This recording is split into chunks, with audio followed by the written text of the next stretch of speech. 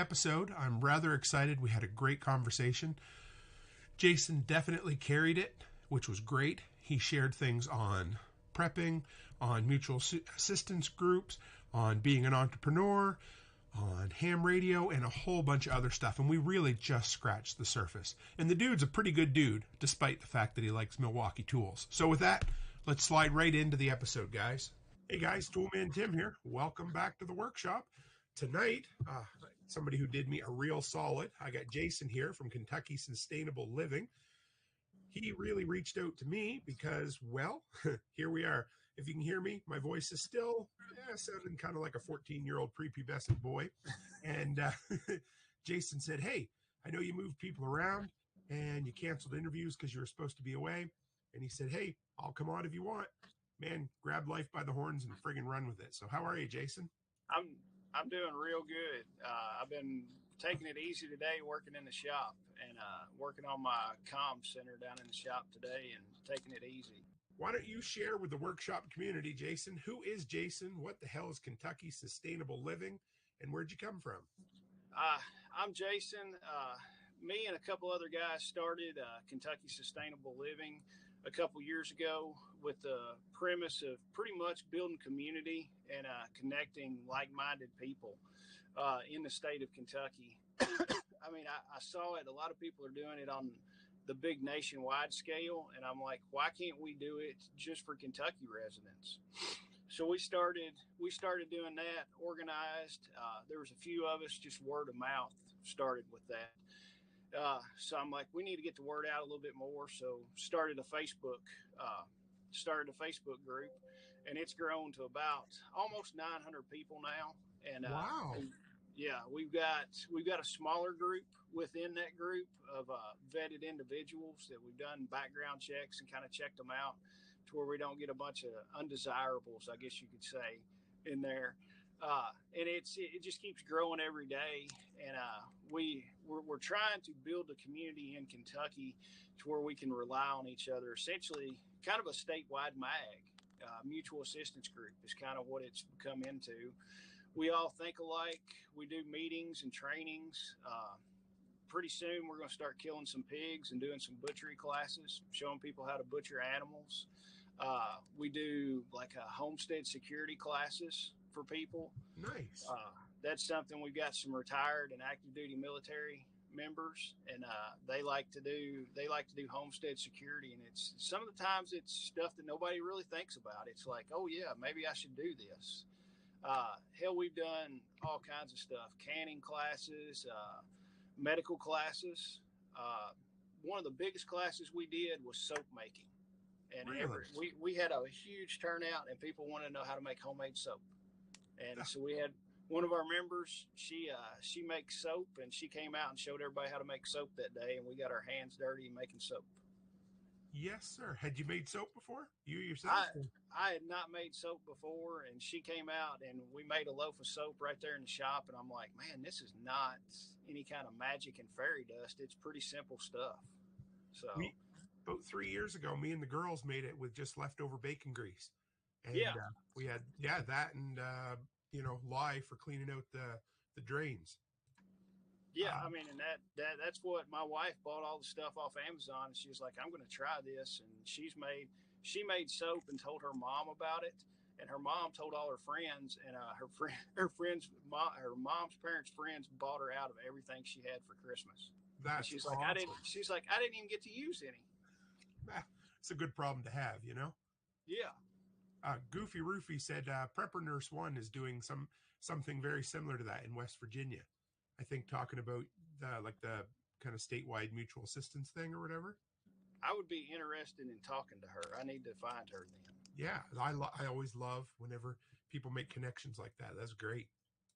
So let's slide back a little ways. Whenever people come into the workshop, I always like to get a little of their background. So where'd you grow up? And I always ask, like, what was your first job you did in high school, junior high, however far back you go?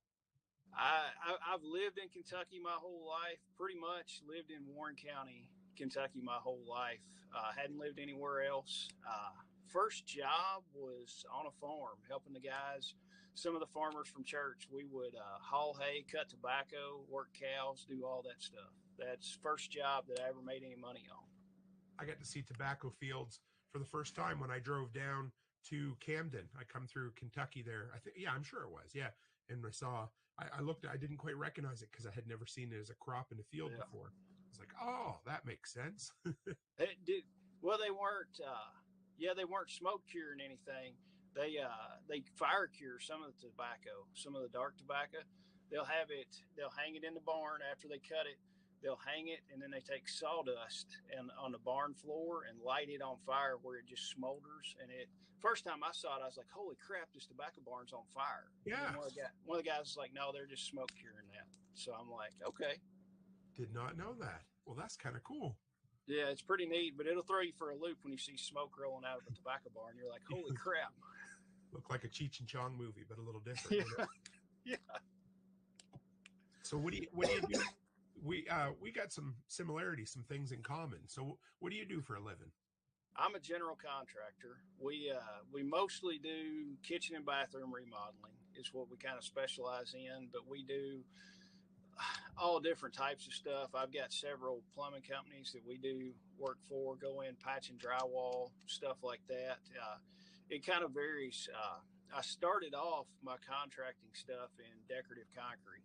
We did, Yes. yeah, we did nothing but decorative concrete work, stamp work, acid stains, all that. I finally got tired of it because it was nothing but a bunch of drunks and drug heads that worked for you. I'm like, I'm done with this. I'm going to start doing general contracting and be done with all these guys. I never met, I hate to say it, but every guy, every cement guy I've ever met is, like you said, either, likes his booze or he likes his pills or his dope or whatever it happens to be. And they tend to do the best work you'll ever see if you can get them to show up. Oh, yeah. I had one guy, he would come out every day, and I didn't know it for a while. I had to pick him up one day. He came out with two 40-ounce Budweisers in his hand. And I said, what the hell are you doing? He goes, I'm drinking breakfast. And I was like, is this like a new thing? He goes, no, I do this every morning. I was like, you just lost your job. We're not doing this crap. Wow. And so they think it's, I don't know. I didn't understand it. And I'm like, we're not going to have this going. They are a special kind of special. I've met a few of them. My God. Oh, yeah. So, I mean, 10 plus years ago, I was finally like, I'm done with it. And that's when I started doing kitchen and bathroom remodels. And it's been great ever since. I don't have to worry about having two crews of guys, anywhere from 5 to 7 guys working for you at once. It's just, it's a lot easier on me. So is it just you, or do you have some workers too, or no? I've got a couple boys that help me part-time when I need them.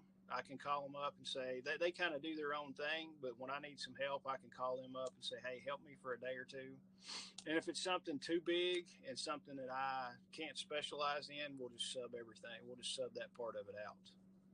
So you've learned the same lesson that, hiring other guys or having a bunch of guys on your payroll. I'm of the opinion it don't make you any more money. It just makes you more headaches. Yeah. I looked at the numbers. I don't bring in as much money, but percentage wise, I make just as much, if not more money. Absolutely. And that's what you've got to look at.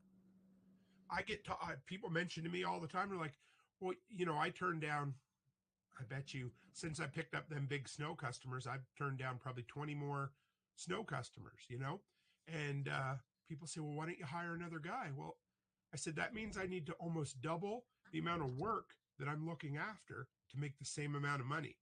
Yeah. It doesn't make sense to me, Oh, yeah. And it's just, and like I've said before, I've said at times, not just in the preparedness aspect, but even in work, you're the only person that you can count on. Ain't that the truth? Yeah, and you're going to work a hell of a lot harder than that guy that you're paying. I mean, you're going to make sure the job gets done and the customer's happy. That guy can go get another job tomorrow. And his reputation, he doesn't really care about his reputation because he can tell the next guy, oh yeah, I'm the best thing since sliced bread, but I can't go get another job tomorrow if I ruin my reputation. So you've got to make sure yours is good. That's good, man. You're right. What do you like do? What's your favorite things, your best money makers, that kind of stuff? Probably one of the best money makers is painting. We can do we can spray. We've done a lot of spray work in commercial buildings, and man, you can flat run through some paint and run through some square footage on painting stuff. We did several years ago. We painted it's an 8,000 square foot building. Just painted the roof deck and Okay. all the bar trusses and everything like that. It was a day and a half job. So to paint 8,000 feet, painted it off a scissor lift, and I mean, I was like, we're making some stinking money on this. I had a boy on the ground helping move the paint sprayer as I drove the lift along. But you can make some killer money doing that. Now, here's a question: is that your scissor lift, or did you have to rent one? I rented it, and it was only $100 a day when we rented it. Because around here, the places won't rent to you if you're painting. It drives me nuts because they're worried you're going to get it all covered in paint, right? Yeah. So I don't know. I've tried. They want ladders, buckets, scissor lifts, none of that stuff they'll rent because they're worried you're going to get paint all over it. Really, we just took it and we put a little bit of plastic on there just to protect it, and then when we were done with it, every day we took like a gallon of goof off and just sprayed the thing down with that and hosed it down. It came right off. I love that shit. That works so good. That, and then Vaseline. You take Vaseline and put all around your eyes, and then the paint won't stick to your eyes and eyelashes. You just wipe the Vaseline right off. Yes, sir. Since we're talking about tools, well, let's talk. What do you got for a sprayer? What do you recommend for a paint sprayer? I've got 3 Graco's is what I've got. And I like the Graco's. If you're going to buy something, buy a Graco or a Titan. Those are the 2 top sprayers that I like. Any tips or tricks with that stuff? If you've got multiple sprayers, I've got one sprayer that is nothing but oil-based products. So we don't run any latex through it. And then my 2 other sprayers will spray nothing but latex paint out of those. And then what? How come? I kind of get the idea, but you just don't want those to interact inside the sprayer. Is that the idea? Yeah, I just don't, because a lot of the times some of the times I'll leave my hoses full. Okay. Especially if it's not going to be cold, we'll leave the hoses full of a cleaner, and I don't want to have to worry about mixing the oil in the waters. Yeah. And it just saves it. I've seen it before. Some guys will use it for both, and you have some problems. Some of the water won't get all the way out of your line, and then you've got oil mixed with it. And I'm like, we're just gonna nip this in the bud. So, especially if it's a big money maker for you, it's worth it. Yeah. And I'm a red guy. I'm a Milwaukee guy. Oh, you took the words. I was just going to ask you, red or yellow. So. Well, guys, this has been a great interview. Have a good night. No. Now, I will give you this caveat. The only DeWalt stuff that I own are their miter saws. Really? How come? I like a DeWalt miter saw better than a Milwaukee. Electric or battery? Electric. Okay. I hadn't, and the only reason I don't have a battery operated DeWalt, I just don't want to go with the DeWalt batteries, because then you're going to have to buy everything new. And plus, most of the time when I have a miter saw out, it's production work, and you're using the thing all day. I was working the other day putting rough sawn lumber in my new ham shack down there, so we were cutting rough sawn oak. And I'm like, I don't know how long a stinking battery would last cutting through this rough sawn oak.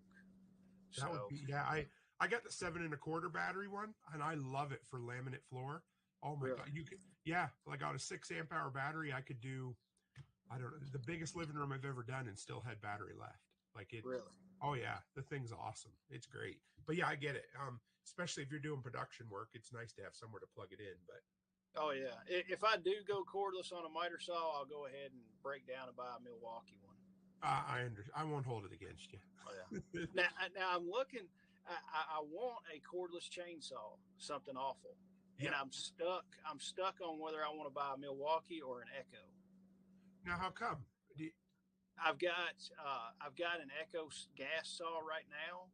Okay. And a little bit of research I did, the chains are the same for their Echo saw as the gas saw I've got. So the whole 2 is 1, 1 is none thing is what I'm looking at. And that sucks because, well, you know what you could look into, just an idea. Yeah, I don't know for sure, but I know some people will pick a bigger bar or a different size bar for the DeWalt so they can switch over to the proper chain, you know? So it might be Okay. something to look at because I love the idea of having extra batteries for a battery tool, but I get it. You know, it's nice to only have to stock one chain, right? Yeah. So I don't know. But the thing is, the cordless, the battery operated chainsaw is not going to get used that much. So I mean, we cut stuff here a lot, and I'll probably on a big thing, I'll just grab the gas saw and be done with it. I But it'd tell be you, nice to have in the trailer. oh yeah, I've had a few people who say once they picked up a battery one, it's the one they grab for all the little shit now. You know, Yeah. anytime you got just a little job, oh, doop, doop, you know, and I've even used them for doing things like cutting off 4x4s at ground level or just a little below, just as long as you put an old chain on it, you know. Oh yeah. I've cut so many trees with my stinking cordless sawzall. It's unreal. Yes, yeah. I like them too. I got a guy from the TSP community sent me a bunch of Diablo stuff a couple years ago, and I've got some of their pruning saw blades, and they're not Yes. bad. Yeah, they work good. Those pruning saw blades will cut a deck into pieces in no time. I got to try that sometime. Oh, it'll flat go through pressure treated decking, like old pressure treated decking. I mean, it'll go through as fast as a chainsaw will. Really? Yes. I got to try that. Ain't nothing wrong with that. Oh yeah. It'll cut through a deer too, but it's kind of messy. Yeah. Oh, that's what I used the last couple times to do my deer was not a pruning blade, but I used a recip saw. The thing, man, I don't know. Crackheads everywhere rejoiced when they invented a battery powered recip saw, you know, and a grinder too, right? But Oh yeah. Now I did. I actually bought Home Depot they had 5 amp hour 2 packs and a charger for $199. The okay. Milwaukee's, and you got a free tool with it. I ended up getting a cordless angle grinder and used it Yeah. the other day, and I was like, I'm sold. I love this thing. Well, I'm trying to think. So, a couple years ago, when Becky took over the daycare, when they started with the old church, they put the daycare in the basement. My brother-in-law and I had to haul out the cast iron fence. So you know that old like wrought iron, probably half-inch diameter, a little better. So Oh we had yeah. to go along and make, I think, 3 cuts every 4 feet, and I did all of that on a 6 amp hour battery with my DeWalt saw. Like that Really? thing, I'm telling you, must have made, I don't know, 40 or 50 cuts on a battery, and I was still good. And I've got go ahead. Diablo makes a angle grinder blade, especially for cast iron. And Gonna try that too. I take out cast iron tubs a bunch, and we used to just take a sledgehammer and bust them, Yes. Oh, and then it's like a frag grenade going off. I mean, you get those shards of enamel and everything going everywhere, and I'm like, there's got to be a better way. So I found that blade. It sounds like you're tearing the house apart, but it will cut through cast iron like nobody's business. so you can just cut it up into well, you got to be pretty friggin' small to be a manageable section of it. I don't know how the old timers ever even carried them damn things in there. There's probably they worked a hell of a lot harder than we do. That is true. But yeah, yeah. This house right here, both the tubs were cast iron, and I beat my shoulders to pieces with a sledgehammer. And Yeah. if you go in the bathroom next door to me, we just use it for storage. If you go down in the cracks in the floor, you can still find shards of the porcelain cover, you know? And that stuff will cut you like a knife too. Yep. Because you know how it is. I don't wear gloves almost ever, and I'm stupid. And yeah, I definitely cut myself multiple times with that. So. Oh yeah. And I saw one step closer. Yeah. Yeah. I would not use the pruning blades unless you were in a bind. They make stainless steel butchering blades for a sawzall, and they're stainless steel and they work great. The regular yellow DeWalt blades, they'll leave the paint off the blade on the bone. Right. Yes. I can believe that. Chris Dixon says he wants me. He wanted you to know that Vaseline is an awesome trick. And of course, he just gets me to say things like that out loud so they can record them and use them as clips later on. So since you're a Milwaukee guy, what are your favorite go-to Milwaukee tools you have? I've got almost everything as far as their cordless stuff. I don't have any 12 volt. I just stuck with 18 volt because I'm like, if a 12 volt will do it, I know an 18 volt will too. Absolutely. So I stay with that. The stuff I use, I tell you, the tool that I probably could not live without is the oscillating saw. Everybody says that. I don't know what guys did before they invented that.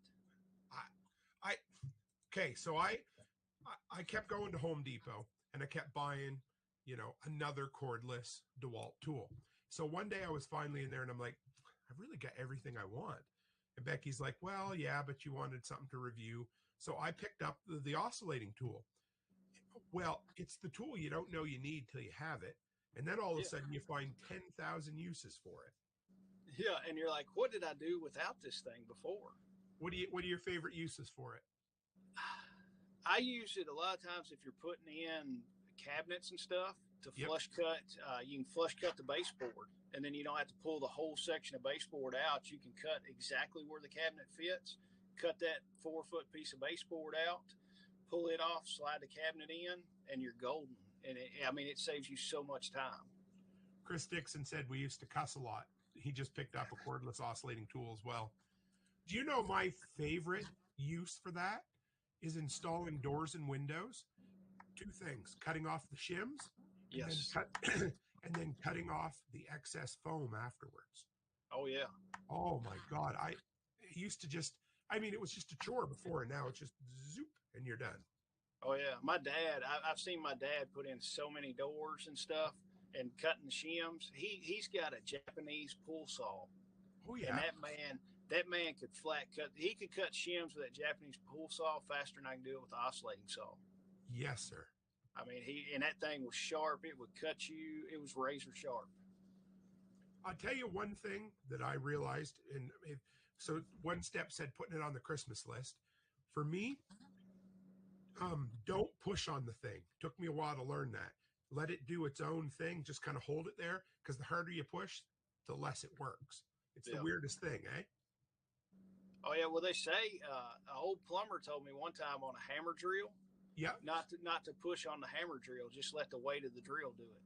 That makes sense too. And he said the more you push down on it, it's got less movement to hammer. And I tried it, and by God, he was right. It's crazy how that is, hey? The old timers, they know. Yeah. This dude didn't have but about 3 teeth in his mouth, but he taught me that. So.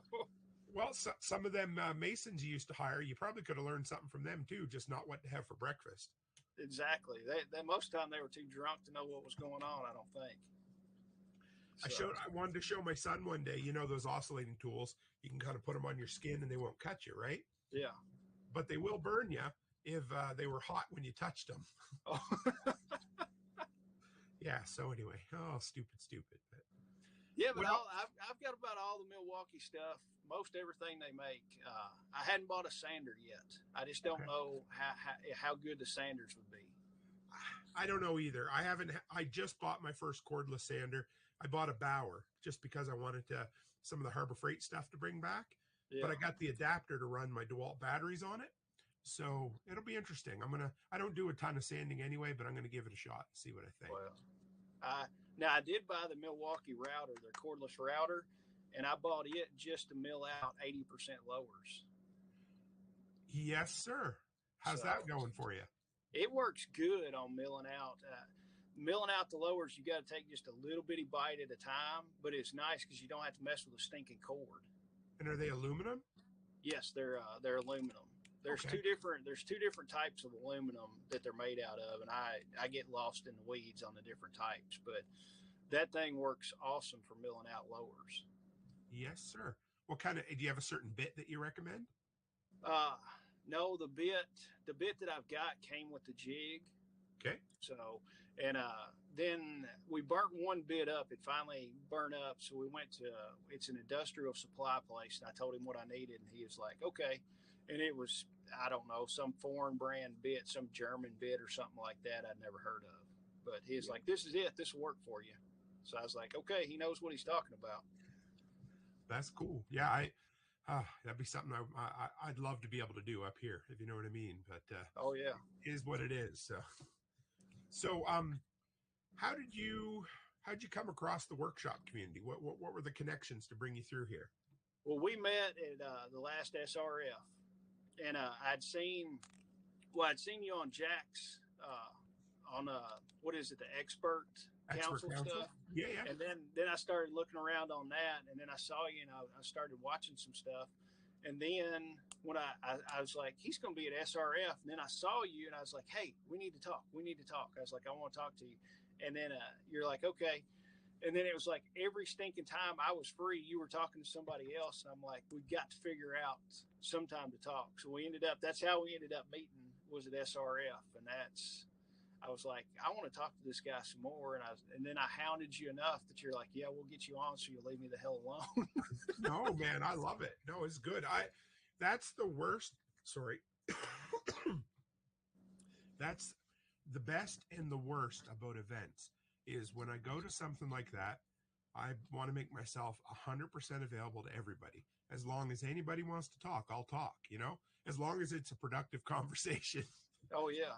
And out of all the events I went to last year, I think I only had to walk away from one unproductive conversation. So that tells you most people are there to chat and carry on, which is good. Oh, yeah. I mean, I had a super time. I mean, people were coming up and talking to me, and I was like, how in the hell do you know who I am? I was like, I hadn't even done anything, but they're like, we heard that you're building a community for the state, and they're like, we live in Indiana or wherever. How can we do this thing? Isn't that So cool? I ended up talking to several people and showing them how to do it and walking them through the steps that we did. So hopefully they took it back and are doing something. So have you listened to Jack for a long time? Is that where it all kind of started for you, or? I listened to him on and off, but then I got a little bit more into listening to Jack, and then that's when it started broadening out to other people in that his experts and stuff like that. You would come up, and I'm like, well, I need to go listen to him, and then like Nick Ferguson, he's one of the experts, so I'm like, okay, let's go listen to some of his stuff. It's cool.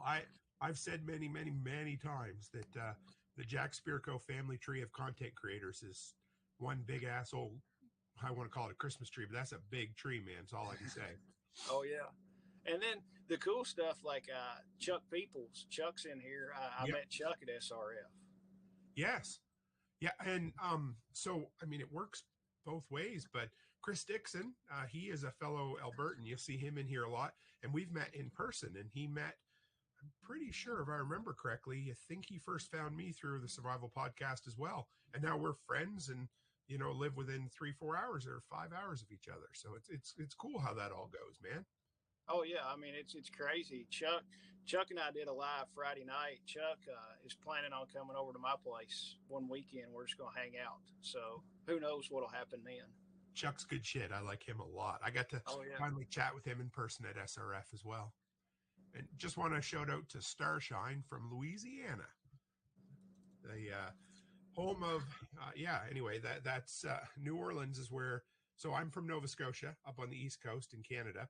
And that's where a lot of the Cajun culture came from, was from the Acadians in Nova Scotia when they got kicked out by the British. So times are funny how that is. But oh yeah. So from there, so you're a Milwaukee guy. You run a contracting group. Yeah. And so how long have you been into prepping? I started 12, 13 years ago, something like that. Just kind of mildly doing it, Oh, we'll put back a little bit of food. We'll do this.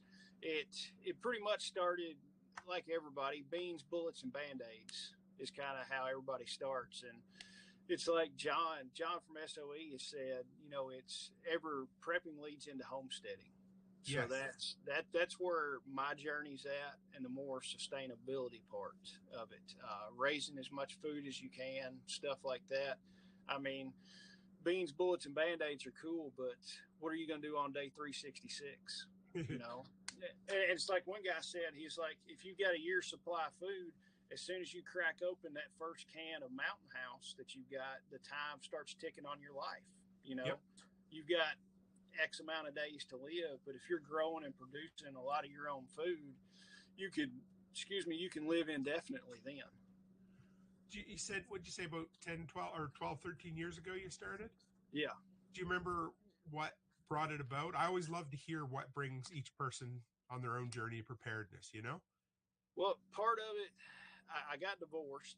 So Okay. I was like, I was kind of on my own then. I had one kid, and I was like, well, I've got to provide and stuff like that. So I started reading a little bit of prepper fiction in spare time.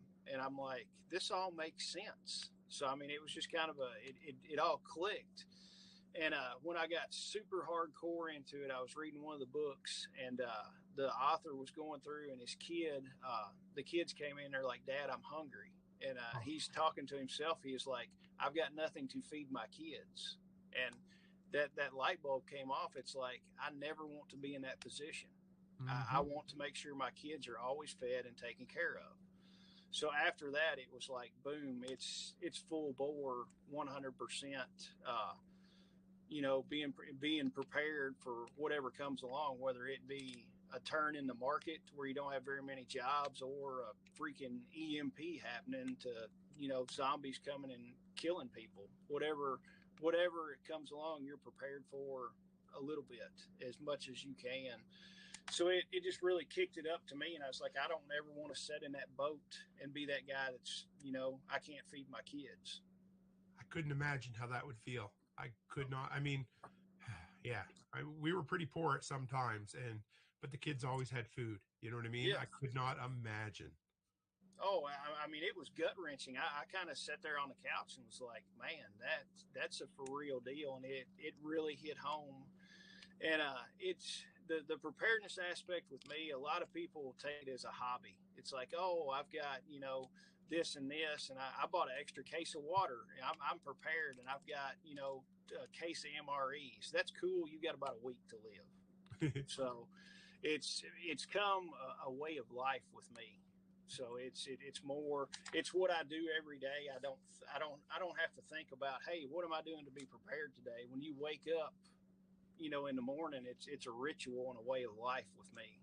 So Do you remember what book it was you started reading? the what was the first book?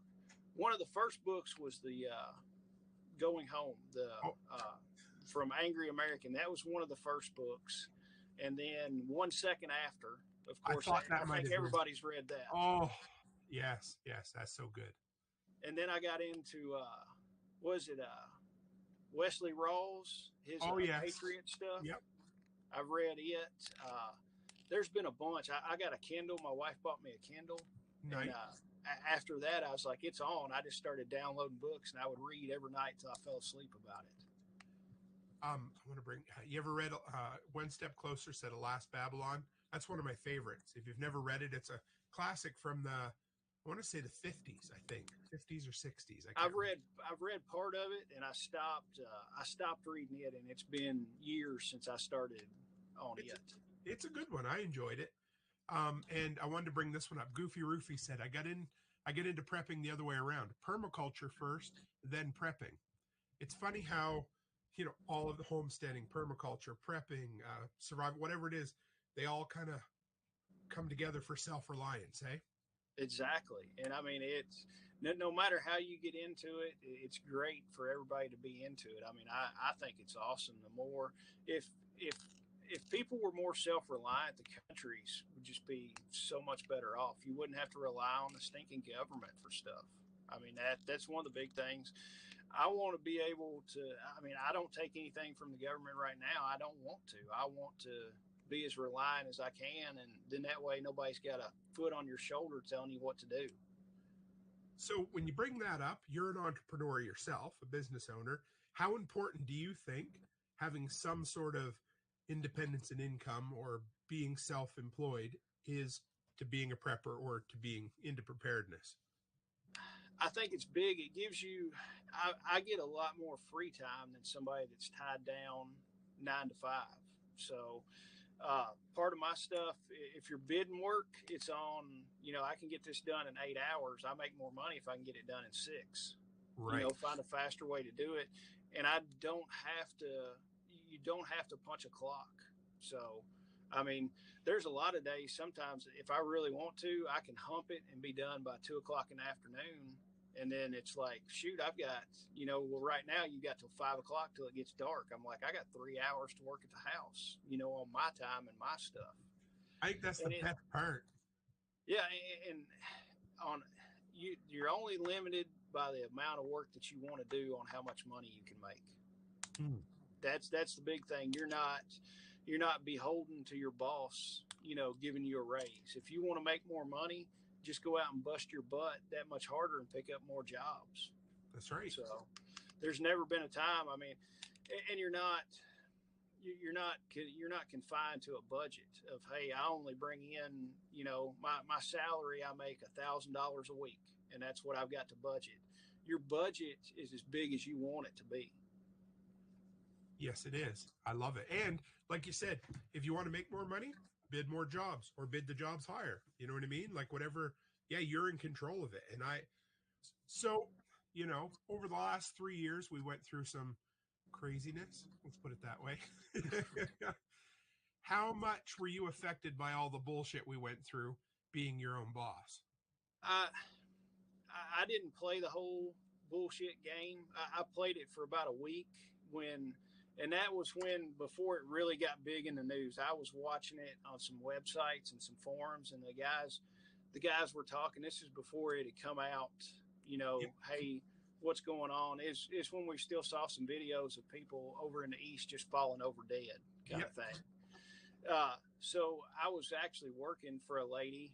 We were getting ready to do a custom closet for her. And I called her and talked to her. I said, I'm going to come over, take all the measurements for your closet. I said, you've already picked the paint colors out, all that stuff. I went to Lowe's that day, got all the materials I needed, and then built all her cabinets, all her custom cabinet and everything in my shop. Did it for a week. Kind of called her, and I was like, I think this stuff is not as bad as they say it is. And she was like, that's fine. I want my closet installed. That's right. So I went up there and did it. We slowed down maybe a smidge, but we didn't get hurt too bad. People still wanted stuff done, and people were staying home, and they're like, ooh, I want to spruce my house up. They're working from home, and they're looking in their extra bedroom that's an office, and they're like, damn, I need this place painted. So that or we want a new deck. We're spending all kinds of time at home. We want a new deck. Okay, Yeah. cool. We'll come do a deck for you. Or an office or whatever it was, I did more dump runs because everybody was cleaning up their house. Yeah. It was crazy. But as far as having to make choices about where you went, where you didn't go, I bet you were a lot more free being your own boss, weren't you? Oh, yeah. I mean, we just didn't put up with it.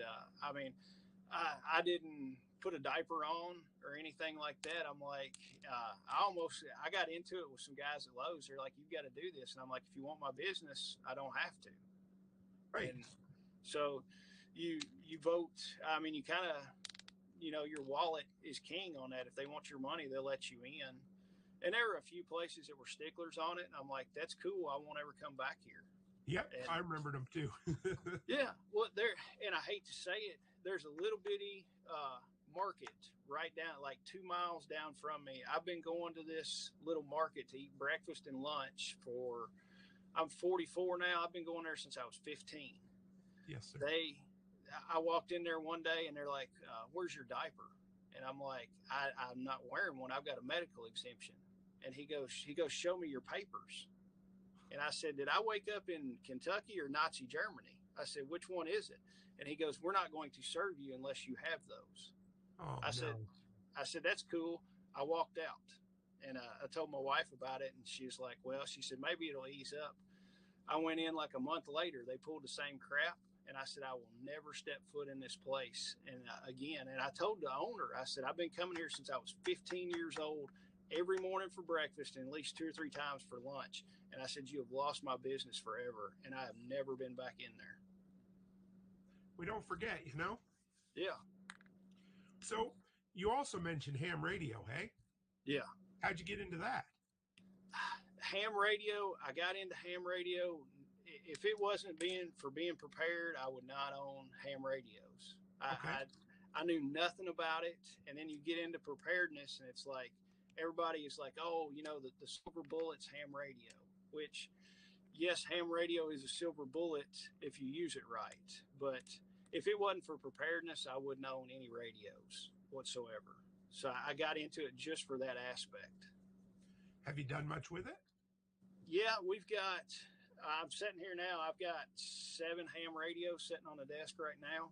So it's kind of one of those things. If I died and my wife sold my ham radios for what I told her I'd pay for it, you're in trouble. Oh yes, I know. Yeah, she'll bring you back from the dead and kill you again.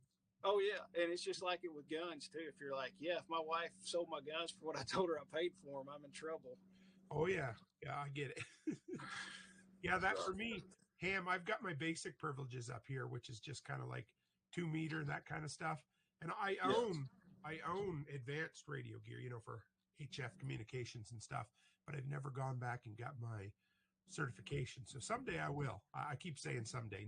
Nate's in here. He'll bust my balls over it for sure. But oh yeah, he said spot on for the radio description. so how did you?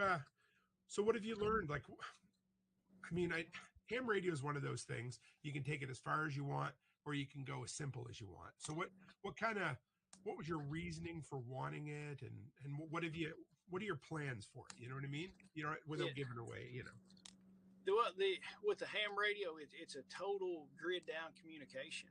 I mean, if you go with no repeaters and cut your repeaters out, there's nothing dependent on the grid. In any infrastructure you can have. I can essentially talk to you even in Canada with no infrastructure in between. You and I can get on HF and communicate. That's the nice thing about it. And there's so many different frequencies that the powers that shouldn't be, like Billy says, they can't block every frequency that's out there. They can't jam all of them.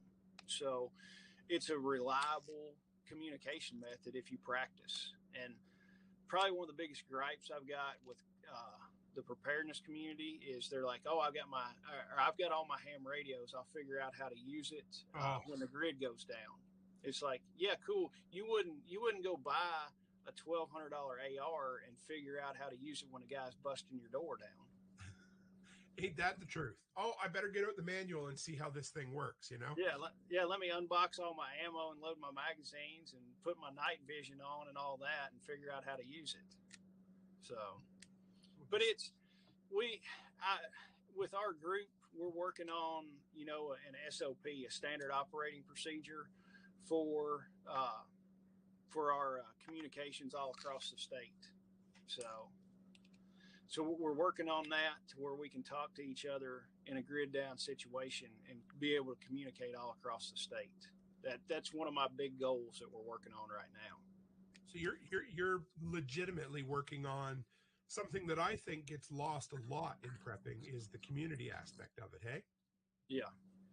How important do you think that is, Jason? That I think a lot of the guys want to do the lone wolf stuff, which is cool to read about in books. The lone wolf is great. The lone wolf is going to twist his ankle way out in the middle of nowhere and die. Right. So you've got to have that community. Even if you're married and you've got 7 kids, you and your wife and 7 kids, you still can't provide everything you need for yourself. It takes a big community to make everything go around. I mean, even the big old families, the ones from turn of the century or even further back, like the ones that went out and settled the prairies and that kind of thing, even they had to have access to supply lines or, country stores, something where they could get, as much as we'd love to believe they were 100% self-sufficient, there was still things they needed. They couldn't fashion firearms. They probably weren't harvesting salt. They might, all of that stuff, right? Oh yeah, for sure. So, hey, Top, I see Top's Tactical and other cool stuff. He's in here. Top is a good guy. He's in our group with us. Nice. Yeah. What's his name? Suddenly everyone speaks English. The interpreter. Oh, okay. Oh, geez. I see. Yeah. Read that out loud. That's cool. I love it, man. There's been people in here I haven't seen before. This is great, man. And he said 24-hour security alone will wipe out the lone wolf. Yeah. You're not wrong. And Goofy said, can only take so much on those wagons west. It's Yeah. true. You can take as much as you want, but eventually the supplies are going to run out and you need to either figure out a way to resupply or figure out a way to supply it yourself. Yeah, and I threw a quick video together about, building your community and stuff like that. We've got members in our community that raise, one of them commercially raises pigs. So I actually bought some pigs from them, and we're going to finish feeding them out and butcher them. They're in our community. The money that I gave him is going to stay with him, and he'll spend it in his community as opposed to going to freaking Walmart and giving money to them. Those two guys that raise the pigs, they give a shit about me more than Walmart does. So, and they care what's going to go on in Kentucky. Uh, and to go and then like Shelly with Two Old Crows Homestead, she makes soap. And I mean, she makes some damn good soap. I've got it. I use it almost every day. Her soap it's sitting in the shower. And I told the guys, I'm like, find your community, do business with your community members. And of course, I preface it as we can't buy everything from our community. None of the people in our community have an oil refinery where we can buy gas from them. So, and I told them, I said, if somebody does, I want you in the group because I want to buy gas from you. Truth. So, Love that. That's cool because we talk about community is something people don't always talk about in prepping. I mean, I think it's coming around, but I love your idea of not just creating things you can trade, but creating an economy within your community as well. yeah. I haven't really heard it put that way. And we actually, one of our guys that's in IT that's in the group, I tasked him. I called him this morning. I was on the way to Lowe's, and I'm like, I got to talk to him. So I told him, I was like, hey, let's come up with some kind of spreadsheet, some kind of deal to where each member can go in there and put what they've got to sell, any services they offer, and we can pull it up. Each member in the group can pull it up and say, well, hey, Joe Blow does IT work. So maybe if I need some IT work done, I've got some chickens. I can trade him for some IT work or whatever it is. One guy might, like with me, somebody might need a deck built and they raise pigs. Yeah. So I can tell them, hey, we'll build this deck and I need 2 pigs. I love it. Yeah, there's no, the man doesn't get his cut of it and we both get what we want. Yes, keep the sticky-fingered bandits out of your pockets, right? Yeah. So we're building that spreadsheet, and then each member will be able to go in and put what services they have and what products they have. And then if I'm needing soap, and I don't know that Shelly makes soap, I could look on there and be like, hey, Shelly makes soap. I want to go get some soap from Shelly. I love it. That's really cool.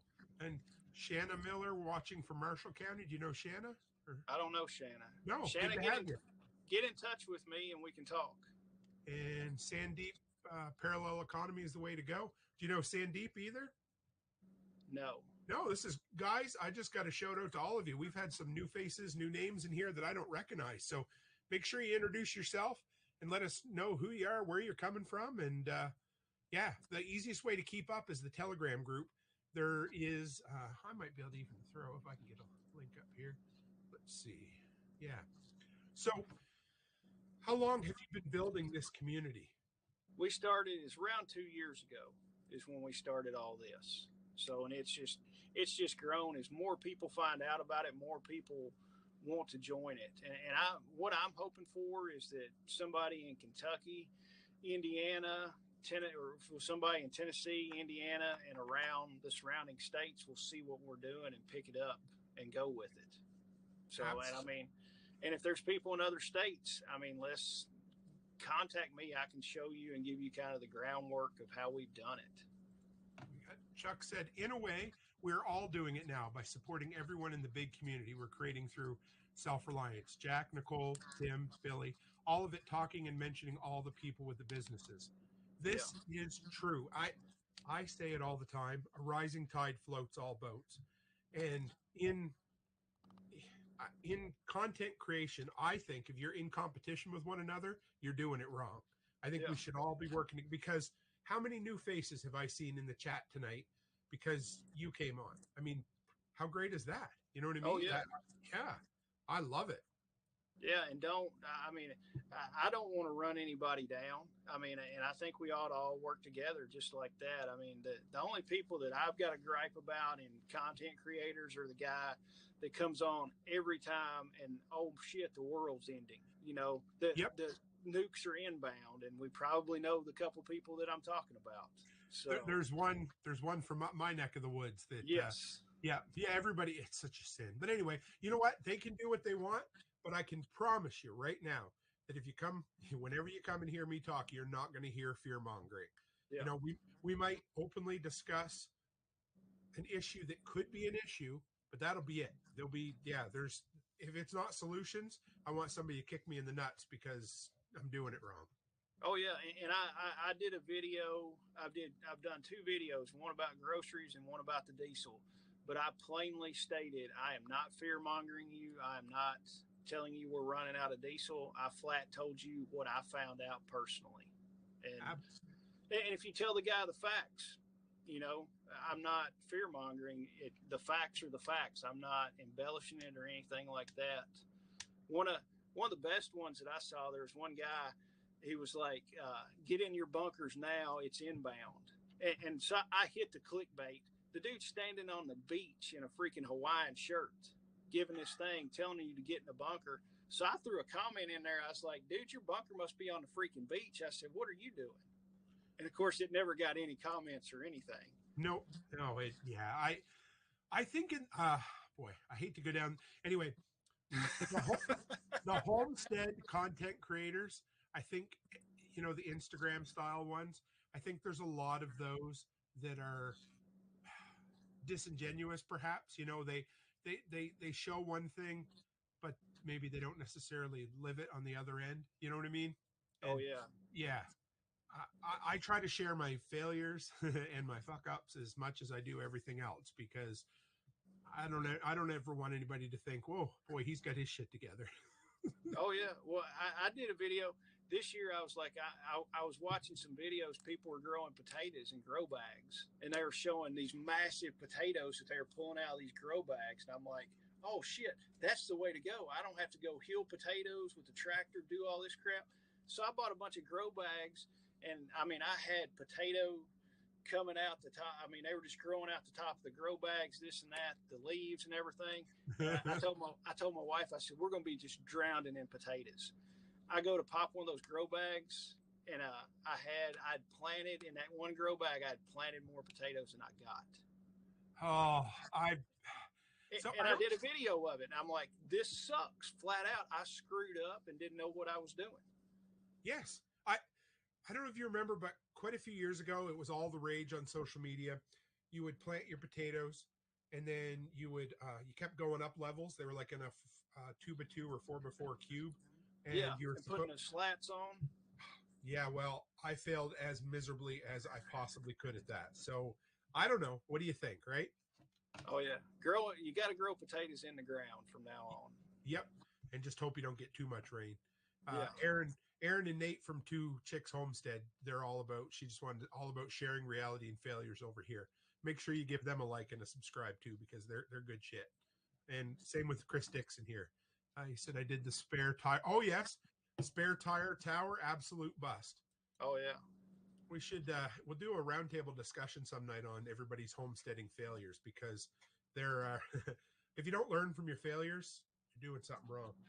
Oh yeah, and I mean, one of my other failures, I was watching Billy with permapastures, and he's doing his chicken tractor on steroids. Yep. So I was like, I want to do that. I want compost. So we nicknamed ours the chicken tractor on meth. Is what we named ours. So I was doing it, and I'm like, man, I can cut down on my feed bill. So I was starting to cut their feed back because they're supposed to be getting protein from the compost. I killed a few chickens doing that. Sure. And I admit it. I mean, I underfed some of the chickens, and some of them died. And I finally figured it out. And I'm like, man, I feel like a jackass for those chickens dying just because I didn't know what I was doing. I guess that's life, isn't it? Unfortunately, but whatever. I love it. If you can sit down and say, okay, this is what I did. About 3 summers ago, we decided to build wicking beds for the first time. and I cut some corners. First off, I decided to line them with old. Do you ever see grain bags that they have out in the fields? I don't know if you ever Yeah. have them. Yeah. So I got some of those from a local supplier. Let's put it this way: they were used, so I got them for free, and that didn't work. I should have went with pond liner. It still wasn't thick enough. It leaked. We wanted raised beds, so instead of building a false bottom and lifting them up, I decided to try to build them like a bin, suspended in the air. Yeah. So I back the truck in, I get the gravel in, I put the layer in, then I put the topsoil in. I got about 4 shovelfuls of topsoil left to go into the thing. Boom, straight on the ground. Just as if I'd have made a perfect pile, except at that point the gravel and soil were mixed together. So we all do it, man. Oh yeah, and that's the part you see. Too many people just show you all their successes on YouTube, but they don't show you when they've screwed the pooch on a bunch of stuff. And I'm No. like, I want it to be as real as I can. You know I'd screw up on stuff, so why not show it to somebody and maybe they can learn from my mistakes. Did you ever have a really bad day in business, or a day where you just thought you might quit, or shit was going sideways, or whatever it happened to be? Oh yeah, I mean, I've had a lot of those. So we had probably one of the worst ones. We were working on a hotel when we were still pouring concrete, Okay. and had the front parking, their front drive through, their covered drive through. We poured half of that and had it stamped, and a freaking rainstorm came out of nowhere. And I'm like, oh great, so we're pulling plastic on top of it, got it covered. It looked acceptable for a commercial pour. I mean, it was fine. If it had been somebody's house, it wouldn't have been acceptable. Contractor didn't say a word about it. Nothing. We poured the other section. It turned out perfect. Went to give them a bill, and they're like, "That one section that got rained on sucks. You need to tear it out." Huh. And this was like 2 weeks later after it was already rock hard. And I'm like, "Why didn't you tell me the next day when we could have torn it out and it wasn't as hard as it needed to be?" Oh, well, we kind of forgot. I was like, "You forgot, so I gave you the bill." Is what it was. So we tore out about 10 yards of stamped concrete and had to re-pour all of it. I'm like, I was like, I'm ready to pull my hair out and just say the hell with this. Yeah, but there's been those days. I love hearing that. I know it's all like, yeah, everybody has them in business, and if a feller doesn't, if somebody says they've never had that day, then either you're not successful, or you're one of the only ones, because everybody has a day like that. That or you're lying about it. Mm-hmm. Or in denial, Oh yeah. I mean, um, everybody's going to have bad days. It's how you deal in the end with it. So and whether you smile and go on about it, or get disgruntled for the rest of the week, and it just ruins your week. I'll be honest, I don't always deal with it ideally for a few minutes.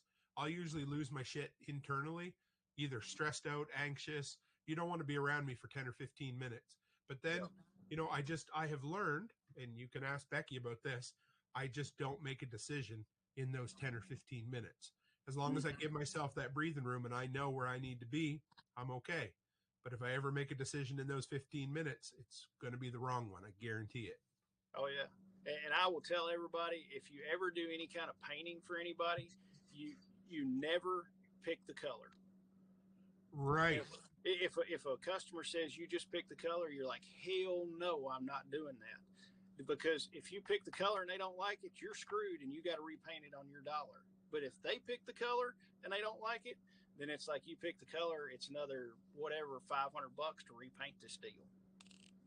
That is good advice, and it is sage advice. It's even good marriage advice, because Yeah, you honey, know what it's I'm your saying. fault. Yep. You're like, the wife would be like, "Don't worry, honey. I'm just going to say it. A couple of weeks ago, she said, 'Hun, can you go down to the hardware store and pick out a color for me?' She goes, 'Like this.' I go, 'Nope. Yeah. I'm too smart for that, darling.'" Oh yeah. All right, Chet Top. We'll see you later. Take Thanks care, for Tom. being It's in good to here. have you. And let's see. Tim Gallowick said, "Everything's a learning curve if you're strong enough to admit your failures, time and money." Yes. Yes. Just chalk it up as education, right? Oh yeah, and hopefully it's not too expensive in education. Right. But if it is, hopefully, I don't know. I just make it right, right? Oh yeah, well I had one lady, one real good customer. I painted her bathroom 3 times until she finally got the right color she wanted. I was like, your bathroom's like a foot smaller now with all the wall paint on here. Where I grew up, I used to take a ferry back and forth from my town to where I went to university, and we used to joke that they would put the ferry into dry dock every year or every 2 years, and they just put another coat of rust coat on it because that salt water would kill it, right? Yeah, And we used to joke that the whole thing was just held together by layers of paint. There was no metal left to it. it probably was. Oh, guaranteed, guaranteed. We Nate, did. oh, go ahead. We did a church baptistry, waterproofed it, a Yes. concrete church baptistry, and that church was probably 70 years old. We chipped probably an inch of paint off that thing. I mean, we went in with like Bosch chipping hammers to take the paint off, and Yes, sir.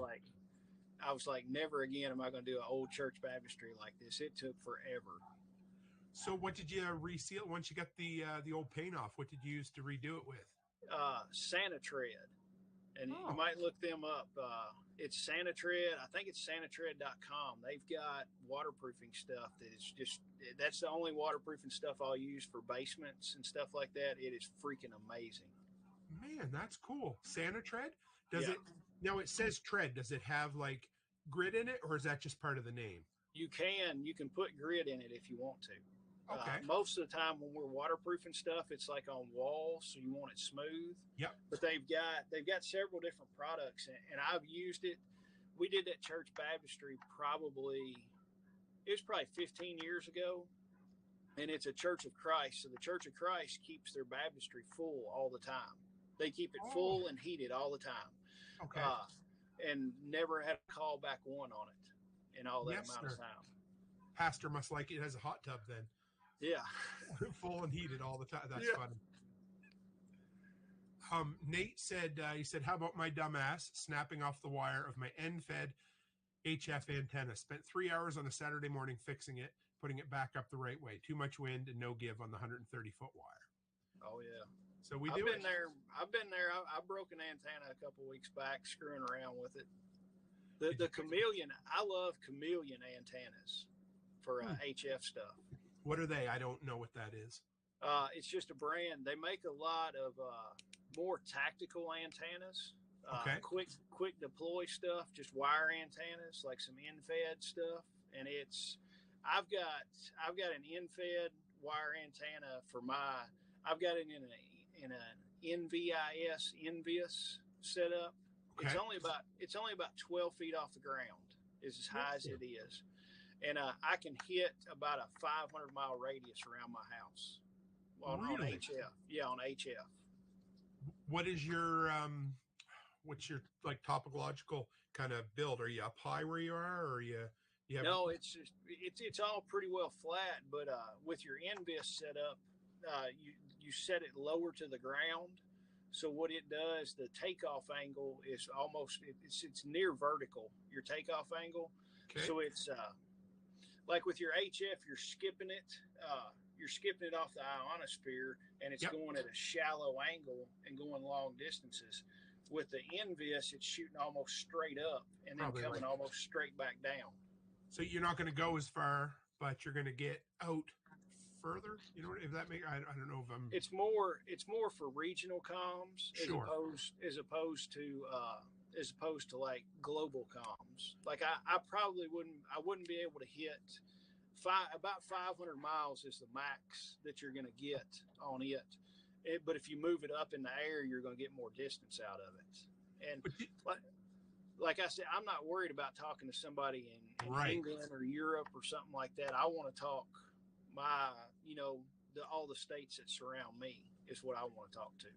Well, because that's where you actually need comms in almost any situation. You know, information, you can get a shortwave radio and listen to the BBC out of wherever, right? Yeah. If you want to. But as far as interacting with somebody, like you said, that 300 to 500-mile range is probably more than you're ever going to need. Yeah. And it'll give you time. If you know what's going on 300 to 500 miles around you, you can prepare. I mean, if the zombie horde, I'm about an hour or so north of Nashville. Oh yeah. If I can figure out the zombie hordes coming up I-65 headed my way, I've got time to react to that. So could you use that kind of antenna as a how would you like a traveling comms type thing? Like, so if you had guys in your mutual assistance group or mutual aid group that were kind of in that 100, 200-mile radius, could you use that as a fairly reliable form of communication between you? Yeah, it seems to be fairly reliable, and that's an antenna. I can take a man-pack HF radio. I've got a Yaesu that I can pack around in a backpack and run off like a lithium battery. I can take that antenna, run out, 5 miles from the house and set that thing up in a tree in 15 minutes, do my broadcasting, and then scoot back to the house and nobody'd know where you were. Nice. Okay. So, and I've set it up to where you can just essentially, you've got a go bag for your radio go bag. And there's a Brush Beater he's a guy on the internet. He's a comms guy on the internet. He's got a bunch of tactical ham radio stuff and tactical comms that he talks about. Brush Beater?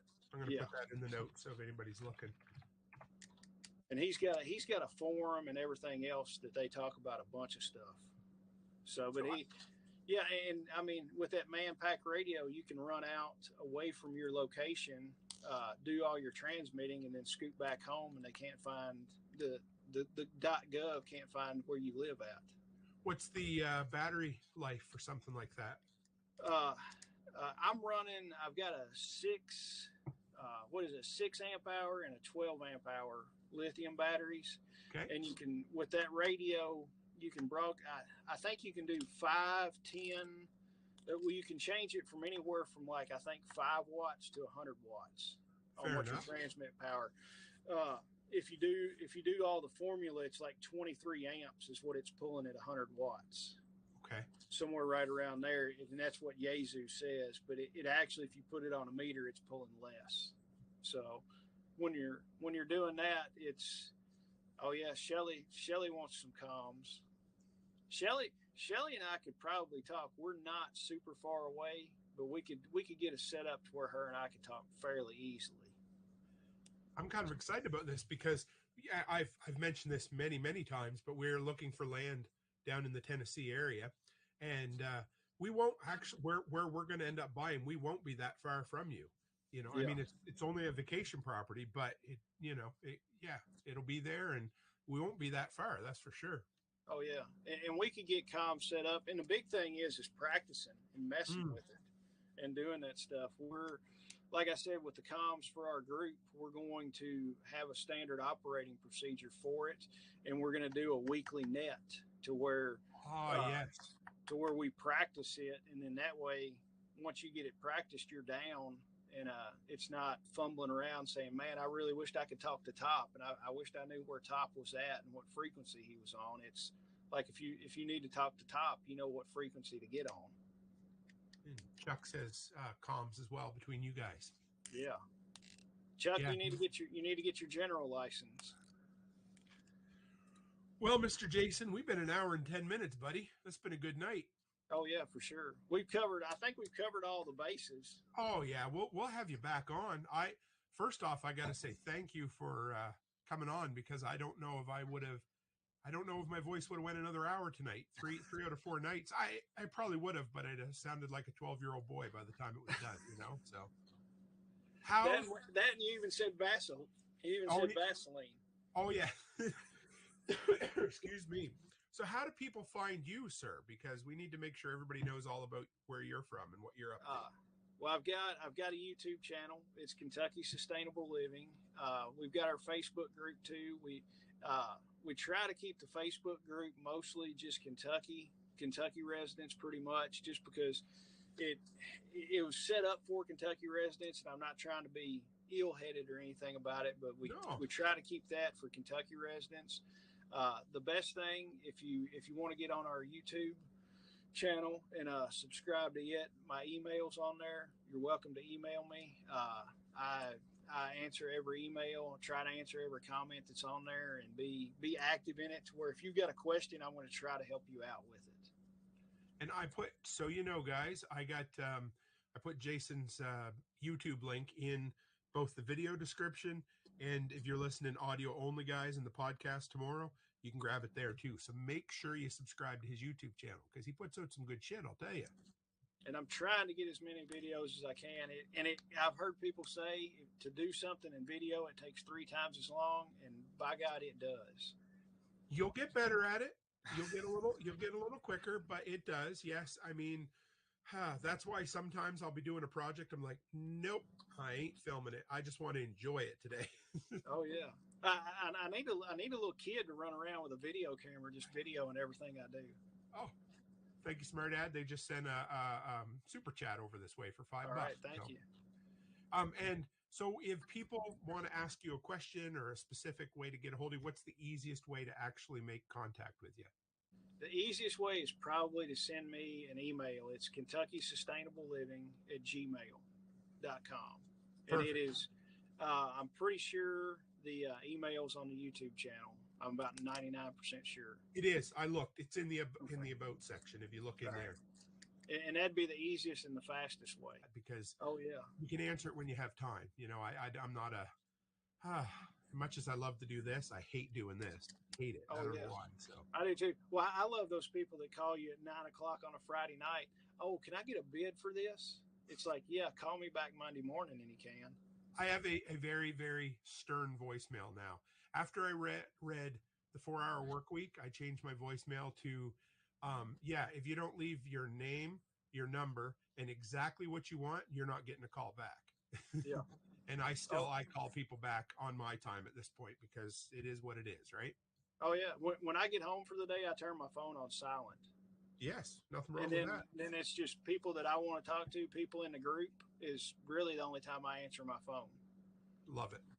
So cool. Well, thank you, Jason. I really appreciate you. You can, if you want to hang in the background for just a second, and I'll shut the show down. And I appreciate it, bud. We'll have you back. I had a super time. Thanks everybody for watching. Thank you.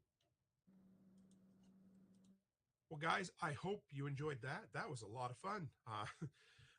I just got to say thank you to Jason one more time for coming on short notice because, he held the show together for me tonight, and I really appreciate that. So, guys, as always, stay happy, stay healthy, and have a great week.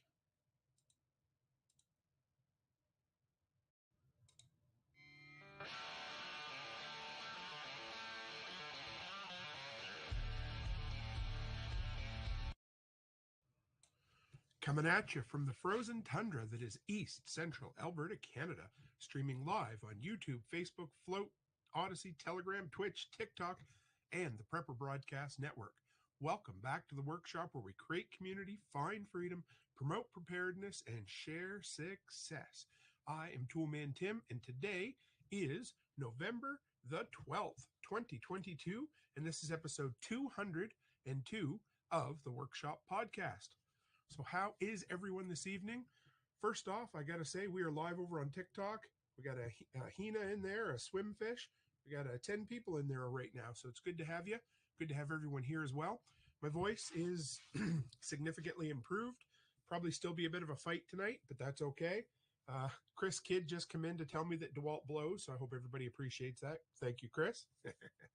So let's get the announcements out of the way. And then we are going to have a kind of a laid back Saturday evening episode. I got a bunch of feedback from you guys, some questions sent to me. We'll answer those. And then the newly christened segment titled Stranger Than Fiction. Letty just come up with that before we started tonight. We're going to discuss 3 or 4 news articles this week. Hey, we got a Mr. Bearded Homesteader in here. Good to have you. Hey, Hunter, Yozik over on Telegram. Let's bring up Telegram as well. We've been having some troubles on Telegram, so I didn't even start the stream over there tonight, guys. I appreciate everybody's patience, technology. Hey, Mike from Snail Creek, good to have you. Okay, first off, Patch of the Month Club, guys. It is my favorite thing to talk about. My content will always be free. It'll always be there for you guys. And if you feel like you get a little value from it and you're looking for a way to support the workshop, patchofthemonth.co is the way to go. Go by there. $10 a month, $100 a year, and you get a really cool Velcro patch every single month. Plus, you get added to a super secret email list for first, how do you want to put it? So you get first access to any new swag that comes out. And there's going to be some discounts, exclusives, all that kind of stuff. So on top of that, I had someone, I don't want to tell who yet because I don't want to ruin the surprise, but they reached out to me and want to send something out in the patch of the month. So if you guys are interested in sending out patches or stickers, something like that, that would be a giveaway to go in the patch that would also act as advertising promotion for you, get in contact with me. I would love to. Hey, Porterhouse over on TikTok, just got your email, buddy. I'm going to get back to you after tonight. Man, there's so many good people around this evening, guys. Always good to have you. So, hey, what do we got? Haas. Hey, Haas. Number 2, the Telegram group. Hey, so if you guys are, or gals, or whomever you happen to be out there, you want a way to interact with us the best, you want to be able to ask questions up front, you want to get your questions answered, you want to share what you know, or find out what you don't know, because we'll tell you that too. Come by and join the Telegram group. By far, the best place. It is the center of the workshop hub. So come by, join it. Links in the description as well. And I mentioned, yeah, Hunter says I sound stuffy. I do have some Knob Creek here to clear that up. Significantly better than it was Thursday evening. Tonight it is just straight up Knob Creek bourbon. That's the drink of this evening. I'm almost out. I'm kind of sad because it has become my drink of choice. I'm really enjoying that quite a bit. But it works. It helps for sure. Podcast going forward is going to be 4 days a week. Now, here's the thing. I'm not going to be doing 4 live streams. We'll be doing the same 3 Thursday, Saturday, Sunday lives. And Friday is going to be a pre-recorded episode, something that I record, either an interview that I do an extra during the week or my ramblings from the road. So when I'm out driving, I love to, I hate to waste that time. So it's either audiobooks, podcasts, or recording some cool content for you guys. So I hope you enjoy it. That'll be coming out Friday. So now in your podcast feed, we'll be filling Thursday through Sunday all week, every week. What are you saying, Tim? Anyway, hey, we got a good crowd in here already. And so today's tool, and there's going to be a question later on about this as well that I answer. But so Haas is asking if I did not go to Jack's, and I ended up not going. I made some announcements about it.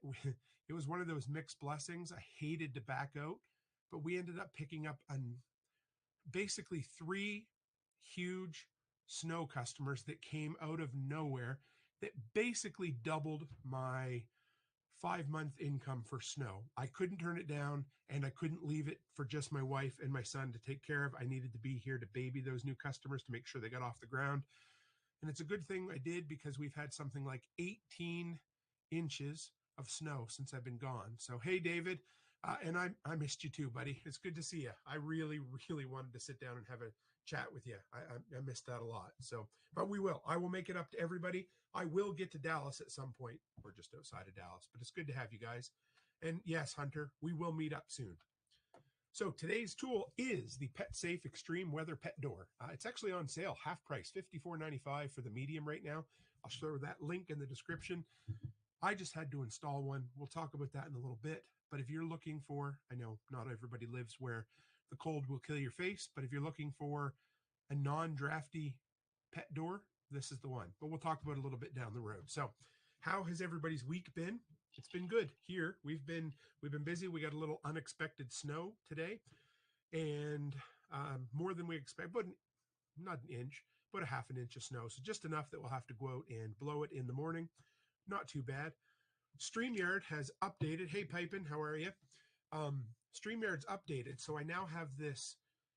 It's like a recording tab on the side. It gives me a red light if it's recording.